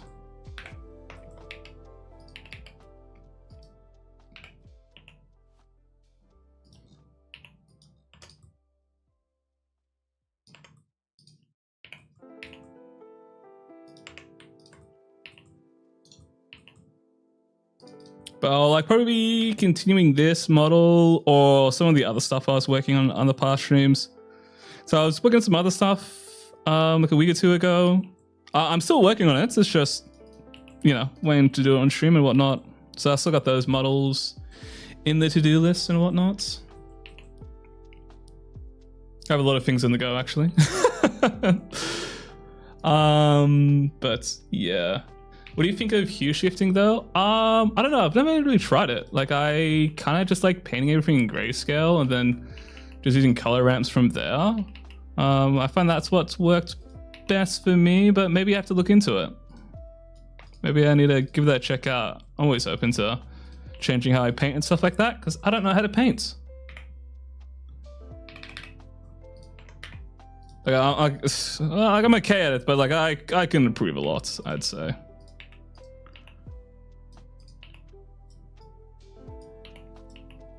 Boom. Okay. Intersecting a little bit. Done. I think the last thing I'll do is, do I want to like show the new design real quickly that I'm working on? Fuck it. Give me a second. I will do a little preview of the new avatar I'm working on for myself.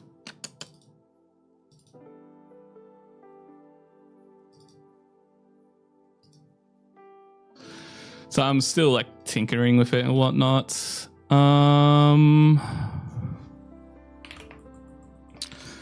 So here's a little quick showcase. So this is the new me that I'm working on, to where it's like, yeah, I'm called Keyframe Chef, but I have nothing like chef adjacent, to where I just gave myself a little chef outfit. So I'm like working on this like in the background. I'm hoping to have this done before the end of the year.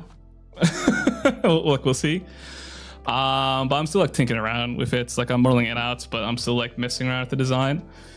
I don't have it in the concept here, but he's got like a really cute little chef hat that goes around here. That's kind of cute. But yeah, I'm gonna be experimenting a lot with this little fella, especially with the face rig. I want to see if I can do a really cool custom setup with how the mouth moves, so it's not just static and changing planes, but a little bit more. But yeah, I'm gonna have a play around with this. Because I really want to update this model, because this is really old and it's kind of scuffed. If I raise my hands, you can sometimes see through the jacket and see like my shirt underneath, because the weight painting is really bad. And like this model is like really old. Like the hands are like rigged improperly and stuff like that, to where like, I can't really get the greatest tracking. Well, not rigged improperly, but like in Unity, there's like issues with it based on how I set it up. So I have to like fix that. But I'm like, why bother? I'm just gonna make a new model.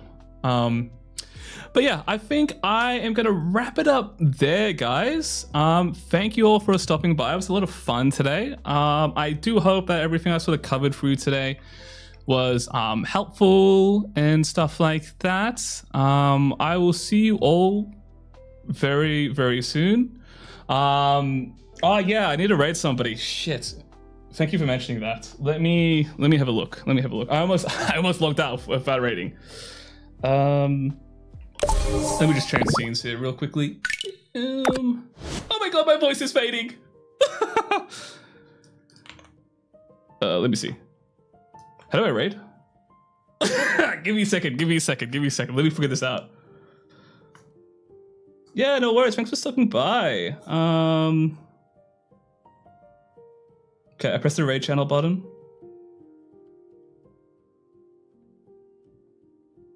I'm getting really overwhelmed right now by this. But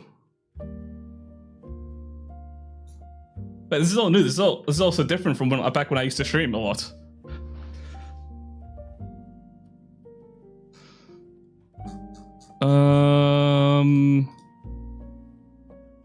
Thanks. Looking forward to the next class.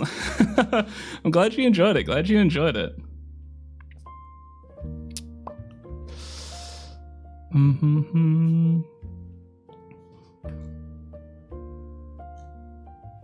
Let's see if there's anyone I know that's streaming right now. This was really fun and insightful. Thank you. I'm glad it was helpful. I'm really glad, actually.